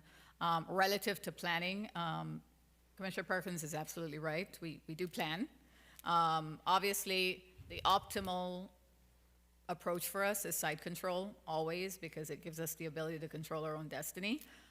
In working with the church, the objective was trying to build structured parking on the church parking lot. And we tried to amend the charter to allow that to be more feasible, to allow the private sector to actually pay for that garage. And then when those items failed, we were unable to proceed with that. You know, the church got a little mad at us because it got sideways in the negotiations and so forth. So it's not that we didn't have the vision and we tried to plan, and we're always on the lookout to acquire additional parcels, just like the opportunity that we brought before you for the $5 million purchase. You know, when that opportunity arose, we jumped at it because we want to have permanent control so that we can control the city's destiny and ensure that we do have permanent parking, not just temporary. And I think Circuit is a great idea. I think I've always advocated, you know, we started that program through a strategic planning process with a micromobility program. I think we've always had a vision to expand it. We've just not really seen that as a permanent solution to having structured parking. We know that we can only go so far with structured parking because you're absolutely right, it is expensive. But that's why we created the enterprise fund, to be able to fund that and to develop those long-term permanent plans. We are certainly going to expand Circuit. I think I had a conversation with the Vice Mayor at our agenda review yesterday, and we will meet with all of you one-on-one to discuss that plan as we move through the next couple of months and how we bring that on board. But again, we've never seen that as a supplement for a long-term solution. I think we still have a ways to go to convince people to ride Circuit. They do it now, it's free, and we can't guarantee it always will be free, right? At some point, we may have to consider a fee. I don't want to do that right now. I'd like to prolong as long as I can. Jeff is a beast in trying to get these FDOT grants and make it as free as long as we can, or have the parking fund pay for it. So we're committed to doing that and serving the residents, and you know, we'll be garnering your input on Circuit over the next couple of months. But we really do have the long-term plan of building permanent parking to serve the businesses and patrons of the city, of those businesses and the residents. Thank you. Very good. Commissioner Fassig? On average, I think we were talking about the garage parking, so on average, from a design standpoint, I mean, it's not, like, I think we were, to build, it's like $40 a space or something is what we were using, right? 40,000. 45 now? 40,000. Yeah, it's 40,000. 40,000, right, so I'm saying, that's what, 45,000 a space, but the, I was thinking in thousands, sorry, but it's 40, but, with that said, so to do the design, does that include the design or just the construction? That's All in? Yeah, that's all. And of course, there's some variance for architectural enhancements and stormwater mitigation and things like that, but that's a good number to work with. I don't want to get off track here, this is just about this, but I'd like to, I think we have some other options, thank you. Very good. The Vice Mayor? So if we vote this down today, do you believe that they will negotiate with us about event parking? I didn't get that. And we all kind of have different conversations with their business manager at the church. And I mean, I detect frustration on their part, just because, you know, in their mind. And our part. And our part, both sides. You matter too. Absolutely, absolutely. And, you know, we held strong on negotiations, I'll give you that. I think Ms. Lemissier, who's our real property manager, you know, she wanted to kind of hold out, but the church wanted to stop here. They didn't want to go down any further. So it's not like we didn't try. I don't remember what the number was when we first came back to the table that they threw back at us, but we've come way down on the number. And I just want to assure you, we did our best. And at some point we said, okay, this is what I mean, there were other things they wanted to do in the agreement that we pushed back on. And we just said, let us, you know, we're at this point. We're going to bring it to the policymakers for the city, and you all make the decision. But I feel strongly this is kind of their position. I get the inkling he might be a little frustrated with us if we kind of delay this further, but I don't want to 100% speak for him. I mean, certainly if that's your decision, we would go back and relay whatever the direction of the commission is. So my frustration is I feel like we're paying for something we don't need a lot of the time. Right? So it's, yes, you got the price down. I know with, like I said, the bid ask was much bigger before, but we're still not, we're signing a contract for something that's not exactly what we need. So, okay. And we did try to negotiate that. I think we had a vacancy rate, looking at Cassie in the back. At some point, we negotiated that, and they did not like that plan. So What was that? a vacancy rate, meaning that we tried to say exactly what you're saying, that there's certain times during the week when it's slow. We're busier Friday, Saturday, Sunday, obviously, in special events. But this is their position. It's their property. If we want to enter in a lease with them, I think that this is I won't say best and final, because we can always go back and ask if that's the direction. But that's kind of the inkling I'm getting, is some frustration on their part with us. So it's just. All right, so we've done what we can to develop an area and invited people to come to an area, but once again, kind of like the beach area, we're talking about not providing enough parking to make it a success. I think that's a very short-term position short-term vision to take, and doesn't help us long-term to reach success in the city of Pompano Beach. Have we asked the businesses to contribute? I'm sorry, what was that, Vice Mayor? Sorry, I had one more question for Ms. Sure. Sybil. Have we asked the businesses to contribute? To help pay for this, I feel like the CRA may have had, I don't know if Jeff has. I did not. I don't want to speak for, I don't know if Newen's here. Is he hiding back there? I mean, I think what you'll hear from the businesses generally, especially the restaurants, is, you know, I know one just opened a little while ago. One's been there, has had kind of some change in partnership. I think for them, they're always looking to us to kind of provide more activation and events, and the events are great.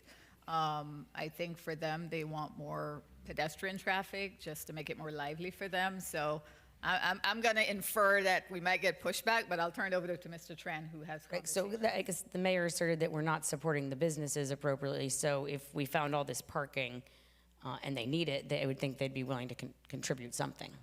We pay rent for one of them. Mr. Tran. Good afternoon, New and Trans CRA. We have not approached the businesses. As you know, the Old Town area is a very transitional area, it's still up and coming. When you start charging for parking or asking the businesses to pay for parking at this early stage in development, I think you start deterring the quality development that you're looking for. So at this point, no, they are expecting public parking and the city or the CRA to provide the public parking. But eventually, when this area does come up and going and really gets to become a true venue, the need for not only surface parking but structured parking, we're going to need all that, and then that can be managed parking. Does this additional parking somehow allow you to go back out with an RFP for the washroom or something? Like, this is why I feel like this is such a CRA issue. Absolutely. I don't know why we're talking about this today, to be honest. It is so integrated into the CRA. So if that somehow allows us to go out and this 5-year parking contract is enough to be able to attract another business, right? Then that's a different story than what we're hearing here. The lot the city purchased for the structured parking, that's not going to be done till at least another 3 years, right? From design to actual construction. But this is a good interim use for that time, and it does relieve some of the parking requirements if we do have a full-blown service, full restaurant in place like the Wash House. We do have a lot of interest in it, and we do plan to issue a solicitation for that very soon. And also on 126 North Flagler, there's a space we lease that's open as well. So both of those will be coming. This is an up-and-coming area. City has done a great job on Untapped and getting people to the area, so it is a growing area. Okay, so there's just a lot more to this also, it sounds like. This parking might enable other things to happen down there, other CRA activities to happen. Correct, and I think you heard from Mr. Adachi that he does have a problem getting a quality tenant in his space because the parking around the area as well. But I think he would say this isn't sufficient because he needs, to attract someone, he needs a more permanent solution. I think you need both. Right, well, we need the interim, but this is cancelable, so you can't go attract a restaurant when it's 180 days and the church could cancel it. Correct, and that's why we scrambled as a city and the CRA to mobilize and to do those temporary parking lots. Since we did, the last First Baptist Church lease expired and we didn't have the use of this, so we did scramble to try to come up with where that surface is going to be, surface parking lot. Can I suggest at our CRA meeting next week that we have like an item where we kind of go over where we're at with parking? 'Cause I'm surprised there's only 30 spaces in the property we just bought. And the Barger site only has 30 also? Is it 40? What is the Barger? Can we get an update on what we have down there and what this would do and if this would then enable like an RFP? And I just feel like we've done a lot in the interim here, and now this seems excessive, but maybe it will enable other things to actually start manifesting down there. So We do. We did provide some of that information to the commission. I know initially when negotiations were falling apart, Right, but kinda that's had been- some data attached to each space and stuff we were adding and so forth. So, I mean, we can dig that off and brush it off and provide it back to the commission. right, well, since then we bought a lot. I think we had that lot on there, just There an wasn't assumption. parking at it. It wasn't. Well, I think we assumed if we acquired it, because we had said that we were looking to acquire that lot, and I think we had put some spaces on it. And I know that you went out with the engineering staff to lay out the lot and figure out how many spaces would fit with egress and ingress and so forth in the lanes. I've had a lot of inbounds about the wash house and that property in the last couple months, and I'm sure you have also. So there seems to be an uptick in interest there. So like I said, if that somehow this enables us. It does. Okay, well, this is why I'd like to talk about it at a CRA meeting. I have a question, Mayor. Commissioner Fessick. Thank you. Just a question. So one of the things that you mentioned was the parking. With not going to the businesses, since I heard it at the beach side, was parking something that the CRA promised businesses as part of coming in and as being part of the redevelopment program for Old Town? I don't think we promised that, but when we did do the streetscape project, I think that was like the phase 1 of MLK. It involved a lot of on-street parking within Old Town, so we did provide a number of on-street parking in the area.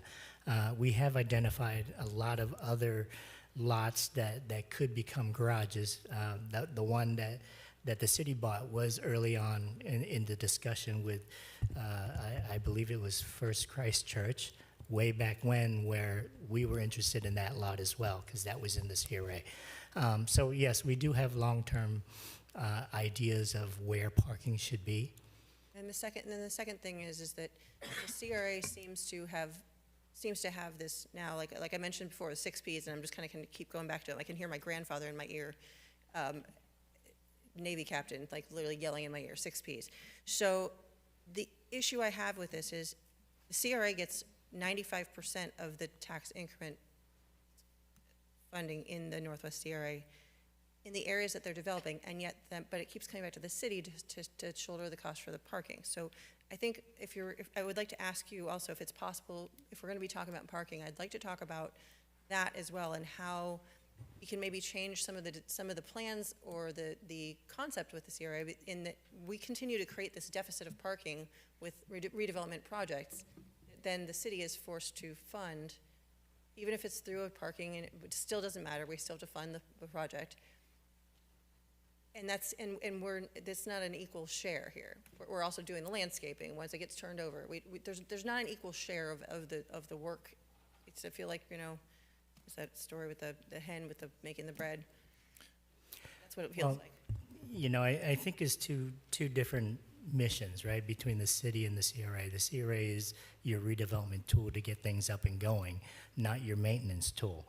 So to bring value, to create that ambiance, to generate the visitors in the venue, that's what we do, and we do that very well.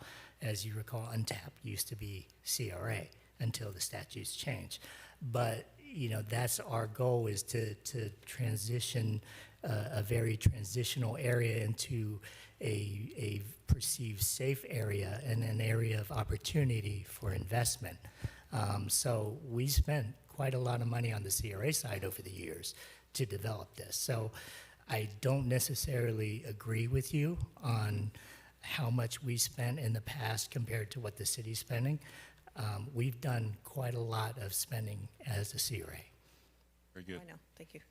All right, further commission discussion on the issue?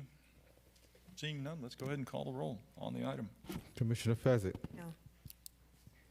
Commissioner Perkins? No. Commissioner Segerson Eaton? Yes. Commissioner Smith? Yes. Vice Mayor Fournier? Yes for today. Mayor Harton? Yes. Item 13 is the first reading of an ordinance. An ordinance of the City Commission of the City of Pompano Beach, Florida, approving and authorizing the proper city officials to execute a service agreement between the City of Pompano Beach and One Parking, Inc. for parking operations management services, providing for severability, providing an effective date. So moved. Second. Moved and second for discussion. Once again, Mr. Lance. Okay, good afternoon again. Jeff Lance, Parking Manager. This item before you is an ordinance to approve a 5-year parking management agreement between the City of Pompano Beach and One Parking, Inc. In February of this year, the city released a solicitation for this service that was RFP 26-011. The city received 8 responses from parking operators across the country. On March 2nd, staff ranked One Parking as the most responsive and responsible bidder. Not only was One Parking the lowest bidder, but they've been our contracted parking management provider for the past 5 years. During their term, they've done a remarkable job of garage management as well as enforcement of the city's on-street and service lot parking. One Parking has extensive experience in municipal and public parking management across the country. One Parking is also a 100% woman-owned business located right up the road in Palm Beach. Over the past 5 years, One Parking has been instrumental in providing parking services for many successful Pompano Beach events, 4th of July, drone show, Jazz Fest, as well as nautical flea market. One Parking was also very instrumental in solving a major issue that we had a couple years ago with traffic building up at the exit and queuing up to the 2nd and 3rd floor. It was through their recommendation and guidance throughout this process that we were able to reconfigure the garage, and that queuing problem has gone away. It's for these reasons that staff recommends approval of this item. I'm happy to answer any questions. Very good, thank you. This is a public hearing. Is there any input from the public on this item? Please come forward. Just name and address for the record. Tashana Thomas, 209 Northwest 15th Street. My critique would just be a reiteration of the conversation you guys just had about how much we're spending on parking. I believe this is like 2.8 million. And my biggest critique would be, we have solutions. Yeah, they're all short-term. They're not sustainable.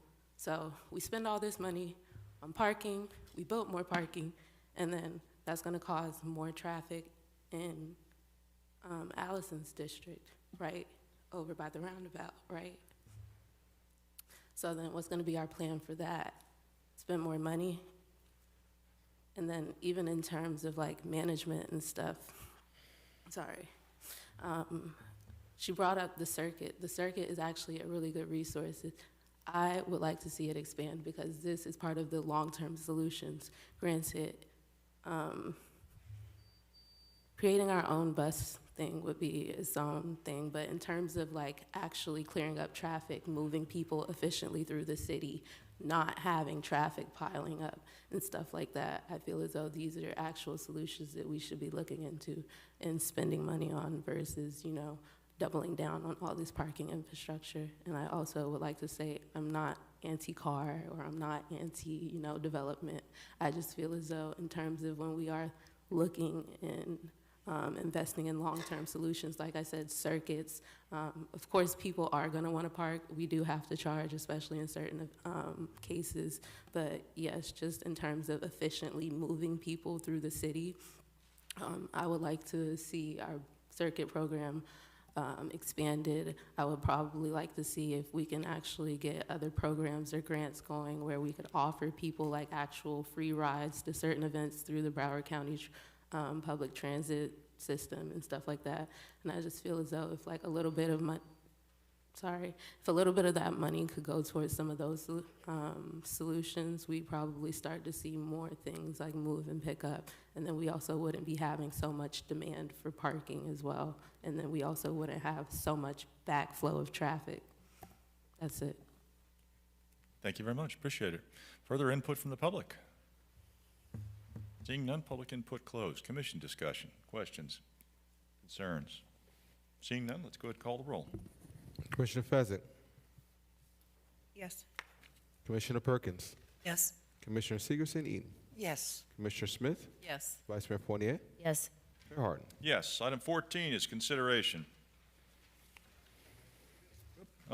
Consideration for choosing a director, alternate, and second alternate to attend and vote at any board of directors or general membership meeting of the Broward League of Cities where they represent the city of Pompano Beach. Mr. Alfred, this is your item. Yes, good afternoon, Mayor, Vice Mayor, Commissioners. Kervin Alfred, City Clerk. According to the Broward League of Cities bylaws, each city must appoint a director, alternate, and second alternate annually to attend league meetings and represent the city in any voting matter. Last year, the commission approved the appointment of Commissioner Sigerson Eaton as director, Commissioner Fezzik as alternate, and Vice Mayor Fournier as second alternate. The commission can choose to maintain the current slate of appointees. Mayor, I turn it over to you for further action. Very good. If you're willing to continue serving, I'd move that we elect the same slate. I'd like to possibly throw my name in for director. I have reasons for Okay. that for later That's, discussion. okay, then, okay. So you want to nominate yourself for director position? Okay, any other nominations for Commissioner Sigerson Eaton? I will. So I'd like to continue as I have with the board of directors. Okay. As a board of director, and I certainly can give some reasons why, if appropriate. Sure. So you may or may not know, my husband is a governmental consultant. He's been going to Tallahassee for 35 years. He works for cities, and he tracks the bills. He does the similar thing that Earl does and our lobbyists do up in Tallahassee. He has been working with the League of Cities for 30, 40 years, knows some of the top planners and attorneys there, David Cruz for one, and others. So that relationship that he has with primarily staff members, because sometimes the elected representatives change, but generally the staff members stay the same. So, for instance, last year during Broward Days, we had a commission meeting, so we weren't attending. I know the mayor goes up frequently, but the year before that, during Broward Days, my husband was already there making appointments with the legislatures, and I could take advantage of that, and I did. And I promote when you serve on the Broward League, they're a part of the Florida League. So generally you're promoting what they're promoting because you believe what they're promoting is right. So it gave me the opportunity to do a couple of things. I got to see representatives like Representative McClure, who is the appropriations chair. And it gave me the opportunity to be face-to-face with that legislator. The appropriations, the guy that says, oh, you're going to get your $1 million grant for your water, you're this, you're that. And it gives me an opportunity, because he has so many of those connections, to get face-to-face. And I want to tell you, being there face-to-face, I've said it face-to-face a couple times, but when they hear I'm from Pompano, when they hear the name Pompano Beach, we're on the map. They are impressed on what we have accomplished here in Pompano Beach. I have other sister cities. I've also forged a lot of relationships with our cities, other representatives throughout Broward County as we work on things like the SRO payout. We work together, we've forged relationships. So, yeah, I really would like to continue this success that we've had, and I would like to serve in that capacity going forward because I think it brings a lot back to the city. So that's my spiel. Okay. Thank you. Any further nominations for the director position? I'd like to say something. Like Seeing none, nominations closed. Commissioner Fessig, go ahead. Thank you. Yeah, so my biggest issue with this is that when I went to meetings, and I agree, there are some meetings that we have that are our meetings and theirs overlap, which is something that I would like to try to change in the future. But the biggest reason for this was that when I did go to the meetings, they said that they didn't have a lot of representation for a long time. They didn't feel like somebody in Pompano was actually there and engaging. Secondly, when we were there to be sworn in, you were not there. So I'm not, I mean, at the event at Margaret. My husband had just had surgery. I didn't ask for a reason. I haven't seen you at any of those since then. So, I understand that your husband has connections, and that's wonderful. I had a great time at Broward Days. I think that there's a lot more opportunity for us to participate with League of Cities in a lot of different ways, and I would like to, as an alternate, I sort of took the back seat to allow the space over the course of the year to allow the director to take the lead, and I just would like the opportunity to take the lead for a year. Thank you. Commissioner Sigerson. Thank you. Yes, my husband had just had vascular surgery mid-May. I could not make it to be there, but I've never seen you at any of the lunch meetings ever.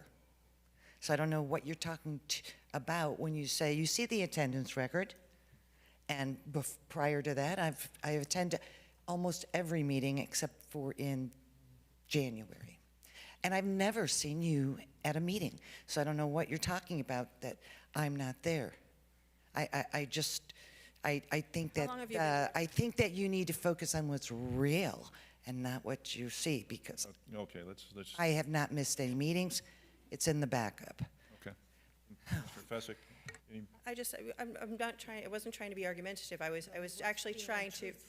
I was not trying to be argumentative. I was saying that was what was told to me, and multiple people, and so it's not. And I'm not trying to be argumentative. I'm just saying I have let. As director, out of courtesy, I sort of let you take the lead on this, but I would like to be more involved, and that's the reason why I threw my name in the ring. You let me take the lead? As a director, yes, thank you. Oh, and under what authority? Okay, that's Commissioner Sigerson. It's. Do you want to be alternate? Everybody. No. Well, right now we're dealing with director. Okay. Can we speak? Everybody's. Are we allowed to speak or no? No. Honestly, no. I mean, we made the nominations. It's done. I mean, unless you've got something that you want to throw out there that is somehow going to knock somebody out. I mean, I don't see any point for us to discuss this. I just want to point out on the sheet, this is according to the league bylaws, it points out the responsibilities for our director. Okay, go ahead. And it says, it is the responsibility of each director to communicate with his or her respective municipal officials, employees, and constituents concerning actions taken or to be taken by the board of directors or the general membership.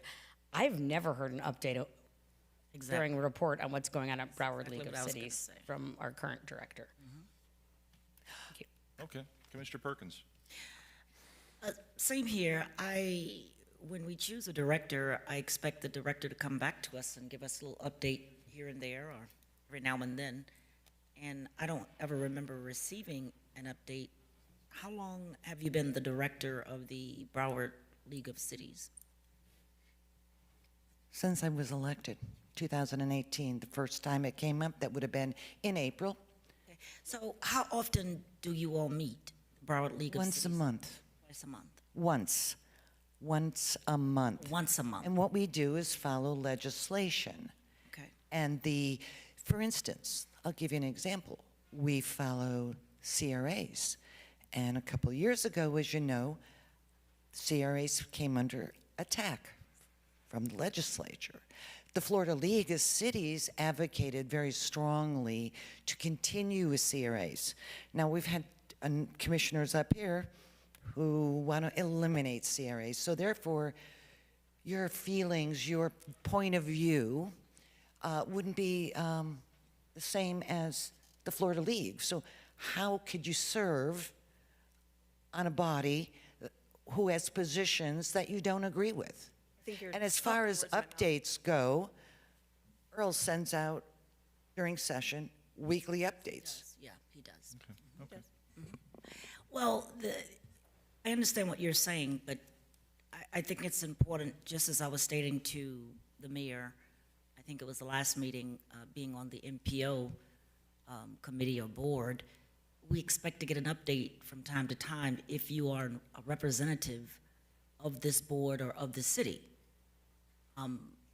In other words, there's a reason for representation to be there from this board, a person to represent us, to come back and give us a little update every now and Well, then. I have given updates to the previous commissions from 18 to say 22, 24, talking about different bills that are coming coming through the process. Talked about them, so there have been updates, not formal updates. Okay. Thank you. Very good. I'd just like to point out that I, for the record, it's not that I'm against CRAs. I'm all for monitoring and managing how ours is operating. I think that they have the ability to do good things when they are run properly. And so that's kind of what got me involved with meeting people from other municipalities and getting into the legislature and finding out ways we could make it better so that we did actually have the ability to control it. So, and I did have a great meeting when I went to Tallahassee, just the same as you, met with a lot of different fun people and people with power, which was very enlightening, and I enjoyed it. So I'm just asking for the opportunity. That's all. You have to put your name in the ring. Thank All right. Very good. Lynn, when your name is called, please indicate your selection, either Commissioner Segerson-Eaton or Commissioner Fessick. Let's go ahead and call the roll on the director position. Commissioner Fezzik? Fezzik. Commissioner Perkins? Commissioner Fessick. Commissioner Segerson-Eaton? Commissioner Smith? Segerson-Eaton. Vice Mayor Fournier? Commissioner Fessick. Mayor Harden. Commissioner Segerson-Eaton. Okay, we're deadlocked on that. Okay, any nominations for the position of alternate? I'm happy to maintain my alternate status. I didn't do much. Second alternate. Second, whatever. Oh, second. Okay. Okay, well, let's deal with alternate. Any nominations for alternate position? I nominate Audrey Fessick. Nominate Rhonda Segerson-Eaton. Okay. Let's just get the hat out, okay? I mean, that's I'm fine. serious. No, look, okay, no, Pathetic. okay. mean, So it's there's not been that a it's nomination for pathetic, Commissioner Fessick and a nomination for Commissioner Segerson-Eaton. It's not this pathetic. Any further nominations? Hearing none, nominations closed. So let's call the roll on the alternate position. When your name is called, indicate either Commissioner Fessick or Commissioner Segerson-Eaton. Call the roll on the alternate position. Commissioner Fezzik? Commissioner Segerson-Eaton. Commissioner Perkins? Commissioner Eaton. Commissioner Segerson-Eaton? Commissioner Smith? That's crazy. Commissioner Fessick. Vice Mayor Fournier? Could it be? Commissioner Segerson-Eaton. Mayor Harden. Commissioner Fessick. Very good. That takes us up to second alternate position. Oh, you got I'll nominate the vice mayor. I'll nominate If she'll agree. Darlene. Vice I'll mayor. happily agree. Any further nominations for vice mayor? Or for not any further nominations for the second alternate position? Darlene Smith. Darlene Smith. Darlene Smith. All right, so we got Darlene Smith and vice mayor. Any further nominations? Hearing none? Okay, nominations closed. So when your name is called, let's indicate your preference for second alternate, either Darlene Smith Pick Broward days. or vice mayor. All right, let's go ahead and call the roll. Commissioner Fezzik? Vice Mayor. Commissioner Perkins, Vice Mayor. Commissioner Seeger-City-Eaton, Darlene Smith. Commissioner Smith, Vice Mayor. Vice Mayor Fournier, Vice Mayor Fournier. and Mayor Harton. Vice Mayor. All right, that takes us up to additional audience to be heard. Do we have any? No, Mayor, no additional audience to be heard. Very good. Our next scheduled meetings, we've got April 28th, 2026 at 6 p.m., a regular City Commission meeting, followed by May 12th, 2026 at 1 p.m., regular City Commission meeting. Takes us up to reports. Ms. Sybil, standing in for Mr. Harrison. Thank you, Mayor. I was asked by our HR director to remind you all that on April 22nd, you do have a executive shade meeting here in the chambers for the International Association of Firefighters as our negotiations progress. It's from 1 to 3 p.m. It's going to begin in the chambers, and then you'll reconvene in the chamber conference room right outside these doors. And finally, Mr. Bosworth did want me to remind you all that we do have Jazz Fest this weekend, so hopefully, I know it's a beloved event, so we would love to see all our residents come out to enjoy it once again. Thank you. Very good, thank you. Mr. Berman. Thank you. You stole my sovereign immunity meeting. That meeting. Name the thunder, HR director. The thunder on the contract negotiations. So I want to talk about sovereign immunity for just a second, because Deputy City Attorney Tracy Lyons last week spoke at a seminar, a board certification for the Florida Bar Review course for attorneys who are being certified city, county, local government. She spoke on sovereign immunity, and she was invited back to speak for the second year in a row.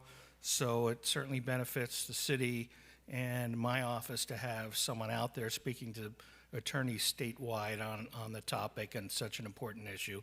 So I think wanted to recognize her for that. That's all I have at this time. Thank you. Very good, thank you. And thank you, Tracy Lyons, for your participation out there. Absolutely, that's great. Mr. Alfred. No report, Mayor. No report. Takes us up to City Commission. Commissioner Fasick. Thank you. Mine will be short this time around.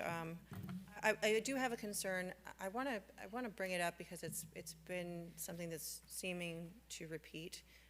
At the last meeting, I asked Mr. Harrison if he could please give us some advance notice when he planned on missing some meetings or being unavailable. And I thank him for sending out the email 9:45 on Monday. It was not a lot of notice, and so I'm going to save a lot of the stuff that I wanted to have a conversation with him about directly with him. So secondly, I think I brought up before agenda timing, and I know that this is something where I've asked other commissioners in other cities when they get their agenda, and they generally get it a few days before it's published, and then it's published at the same time, but they generally get it like 10 days before their meeting, which is enough time for, especially given our 4-day work week, if we got it, basically a week prior, then it gives us that whole first section to kind of know what's on it without it really being so very disruptive to, a week. But when we get it Wednesday night, we have Thursday, we have to run through it by Thursday and then think through all the things, do the research or the backup over the weekend, and then we have a Monday one-on-one, or Monday, if we have any questions by that point, if we haven't already reached out to somebody to follow up. And then we have our meetings on Tuesday. So it doesn't really allow for a lot of staff interaction and time. And this is said not to be argumentative or disruptive in any way. This is actually meant to find and foster ways where we can sometimes simplify a lot of those unanswered questions we might have by just simply having more time for staff who's busy as well to be able to have time to get back to us, or for us to be able to digest whatever information we ask for. So I'd like to just kind of put that in, Ms. Sybil, and just put that in your head to kind of send again to Mr. Harrison to maybe look at ways that we can try to work together through the rest of this year and potentially beyond, to make sure that even future commissions have the ability to get that information with a little bit more time, so that we don't end up having to have as long conversations or a lot of unanswered questions. It gives us a little bit more prep time. Lastly, I wanted to mention, well, not lastly, Dark Sky Week is April 13th through the 20th, and Tashana, she left, I think, but she was one of the folks who had sent that in. It is April 13th through the 20th. If you want to know more about that, it is at darksky.org. Earth Day is April 22nd, so I am kind of a big hippie in a way. So I'm the one that fights for all the little plants and everything, so, and the animals. So Earth Day is April 22nd. I will not let the time go by without reminding everybody that Jazz Fest is coming up. Thanks, Earl, you stole my thunder on that one. And then last but not least, I have something else to share. I mentioned at our last meeting that I thought I'd be a grandma pretty soon, and turns out Stinker did come, so I have been out of town for a little bit, and Kervin's got a little something to share. So I have a brand new baby granddaughter. Congratulations. My son and my daughter-in-law, and it is my first grandchild. So Right. I am going to be one of those parents, of those grandparents right now, and just do this. So give me my 30 seconds of pride. But this is Miss Isla Grace, and she was born on March 31st, 2:10 in the morning. 2:10 in the morning. Yep. And I got to go spend a whole week out in Reno with them, and it was awesome. No pressure, Kervin. No pressure, Kervin. It's all on you, Kervin. Oh, I'm sorry. Oh, Would you erase it? Did you erase it? But anyway, so, There it is. So that's the little Miss Isla Grace, and so yeah, my son Frank and his wife Morgan are happy new parents, and Congratulations. thank you. That's great news. That's all I got for you today. Yep, Mr. Berman? Not to steal the commissioner's thunder. He's got one too. I wasn't going to say anything, but I want to revise my report, and congratulations, by the way. Just this past weekend, April 10th, I became a grandfather. All right, high five. Congratulations. Just got back from out of state for this meeting, actually, and had to leave the little girl, and it was difficult to leave, but, you know, congratulations to you. You too. And it's just coincidental, so. That's awesome. Great. Very good. Congratulations. Thanks. Congratulations. More, Commissioner? No, that's it. That's I'm it? all Okay. set. I'm good. All right, Commissioner Perkins. Thank you, Mayor, and congratulations, Commissioner. I have several questions, really. Number one, Berman, Attorney Berman. I mentioned several meetings ago about the Pompano Beach Cemetery with the very few plots that we have left, and you were supposed to get back with us or come back to the dais and let us know how we can preserve some of those last remaining grave sites for residents in the city of Pompano Beach. So if you could get back with me on that, I would really appreciate it. I think it's been about 2, maybe 3 meetings ago. Perhaps I should have put it in an email. Absolutely. We can, it would involve a ordinance change where we could direct. But I mentioned it in the meeting, and you never responded, and you never came back with an update for it. I will respond in writing to you. Okay, thank you, I appreciate that. The city manager, is he okay? Is he in the hospital? Is he sick? Is he? He's fine. It's actually, he went to watch his grandson play in a championship game. It's a chance of a lifetime. I mean, it's. I didn't know what, it just, Yeah. the email just said out of the office. I think it said out of the office, that's all. Just wanted to know about his condition. The other thing is I'm concerned about is department heads in the city of Pompano. I have noticed that not all department heads dress the commission. Not always wondered why. I just assume if you are the head of a department and there's an item on the agenda, perhaps you would from time to time speak on that item, and we have some department heads in this city do not speak about anything at any meeting on any agenda. And Ms. Sybil, can you look into that and find out why is that? And if you need the two of those two people, department names, I'll give you that at a later date. Okay.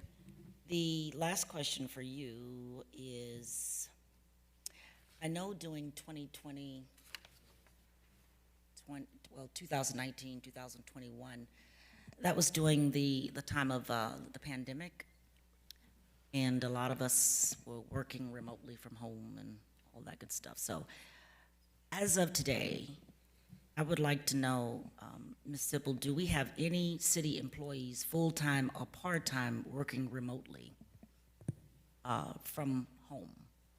So can you get back with me on that? Yes, I will. And also with staff, I've been waiting about, I guess, 3 years now. We received the approval to install the working traffic light on MLK, and I'm still waiting on staff. Get back with me on that. I've been waiting 3 years for the parking lot at Annie Gillis parking as well. So I would like for staff to get back with me on that. And I will continue to mention them every single meeting till I get something done. I had the same issue with the Ultimate Sports Park, which was funded by the GO Bond. And we know how long ago that was approved. And nothing has happened, and we're back to square one with bidding again. And as I stated, that the GO Bond, which I didn't vote for, passed how many years ago? 6, 5? 2018. And the Ultimate Sports Park in my district, there's no movement except for an RFP, and that's just recently. So if staff could get back with me on that, as far as when the RFP or whenever that person is appointed, when do they plan to get started? How fast can we get started on that project? Also, the Annie Gillis parking lot and the traffic light. We're talking about 3 to 6 years out for these projects. Thank you. Very good. Commissioner Segerson-Eaton. No report. Thank you. All right. Commissioner Smith. You know, I always have something. Positive about the meeting, I thought it was great that tonight we made it possible for a building that's not being utilized to house 12 people, 12 families. Not that it ever will. It sounds like there's a lot of financial burden to get to that, but as a team, we made that possible for them to at least continue to plan, and I thought that was great teamwork on that. Specific to District 5, Bagel Snack won the Best South Florida Deli by the Sun Sentinel. Is that? So good. Yeah, it is good. The bagels are phenomenal.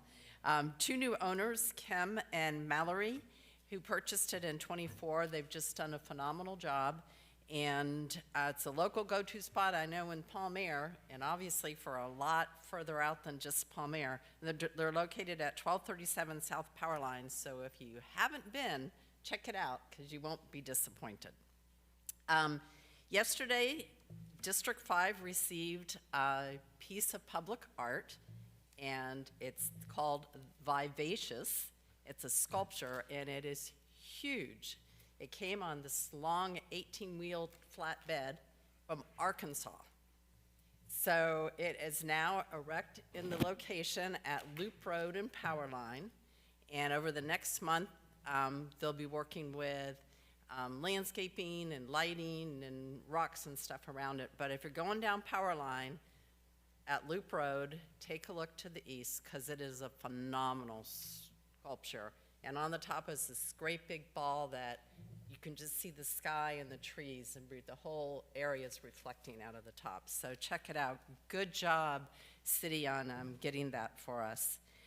Clean Streets will be in Collier City and Esquire Lakes on this Thursday, on the 16th. And a reminder for nonprofits that the grant, charitable grant from the pump is going to be up and running on May 1st, so if you're a nonprofit, make sure you reach out to your commissioner and pay attention to your emails that'll be coming from the pump. The Office of Housing Urban Improvement has increased the housing rehabilitation program up from $60,000 to $80,000, and funding is available. So if you're looking to rehabilitate your home, this is a great opportunity to apply for that program. All right, the quote, because we've all been thinking about the moon and the great success of the program, the Artemis program. I have a quote about the moon from Ding Ming Dan. The moon does not fight. It attacks no one. It does not worry. It does not try to crush others. It keeps to its course, but by its very nature, it gently influences. What other body could pull an entire ocean from shore to shore? The moon is faithful to its nature, and its power is never diminished. Thank you, Mayor. Very good, thank you. Vice Mayor. Thank you. First, congratulations, Mr. Berman and Commissioner Fezzik on the new grandbabies. I have a few just kind of announcements.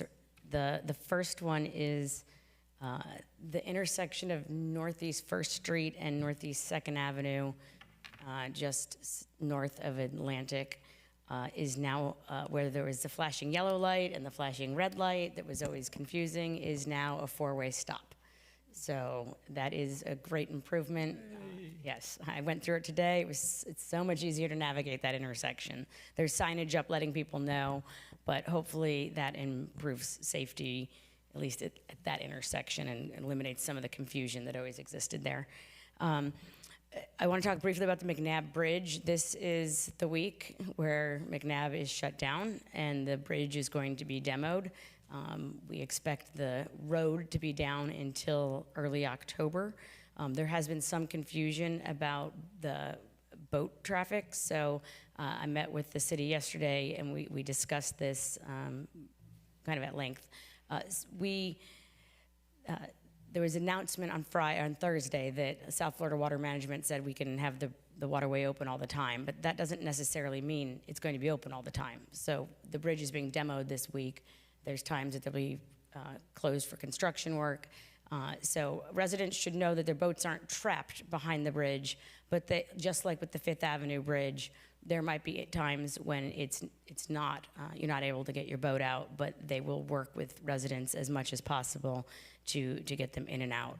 So stay tuned for more information on that, because it's probably going to be a little different depending on what phase of construction we are in. But the roadway will be closed until October. I want to thank Mr. Waters for leading a really great budget session this morning. I look forward to budget season and how I think we need to work together to get through that. So I appreciate that kickoff today. I want to talk about the Vice Mayor of Coral Springs, Nancy Metier. So she was a victim of domestic violence a couple weeks ago. She really was a passionate, magnetic woman, if you've ever met her. I had talked to her the day before. She was kicking off her campaign that week for a congressional seat that would have included a big part of Pompano Beach. And she was happy to get to know Pompano more and talk about our city and our needs. And it really is kind of a tragedy for all of us. She would have won that seat, and I think she would have done a fabulous job. So in honor of her service and her work and National Poetry Month, I'm not going to do a quote today. I'm going to read a poem for her. The roots she dug were deep and wide, a life of service side by side. No storm could break the strength she held, a quiet power never quelled. She built a table, welcomed all, and answered every duty's call. Years spent in grace, a steady hand, the wisest woman in the land.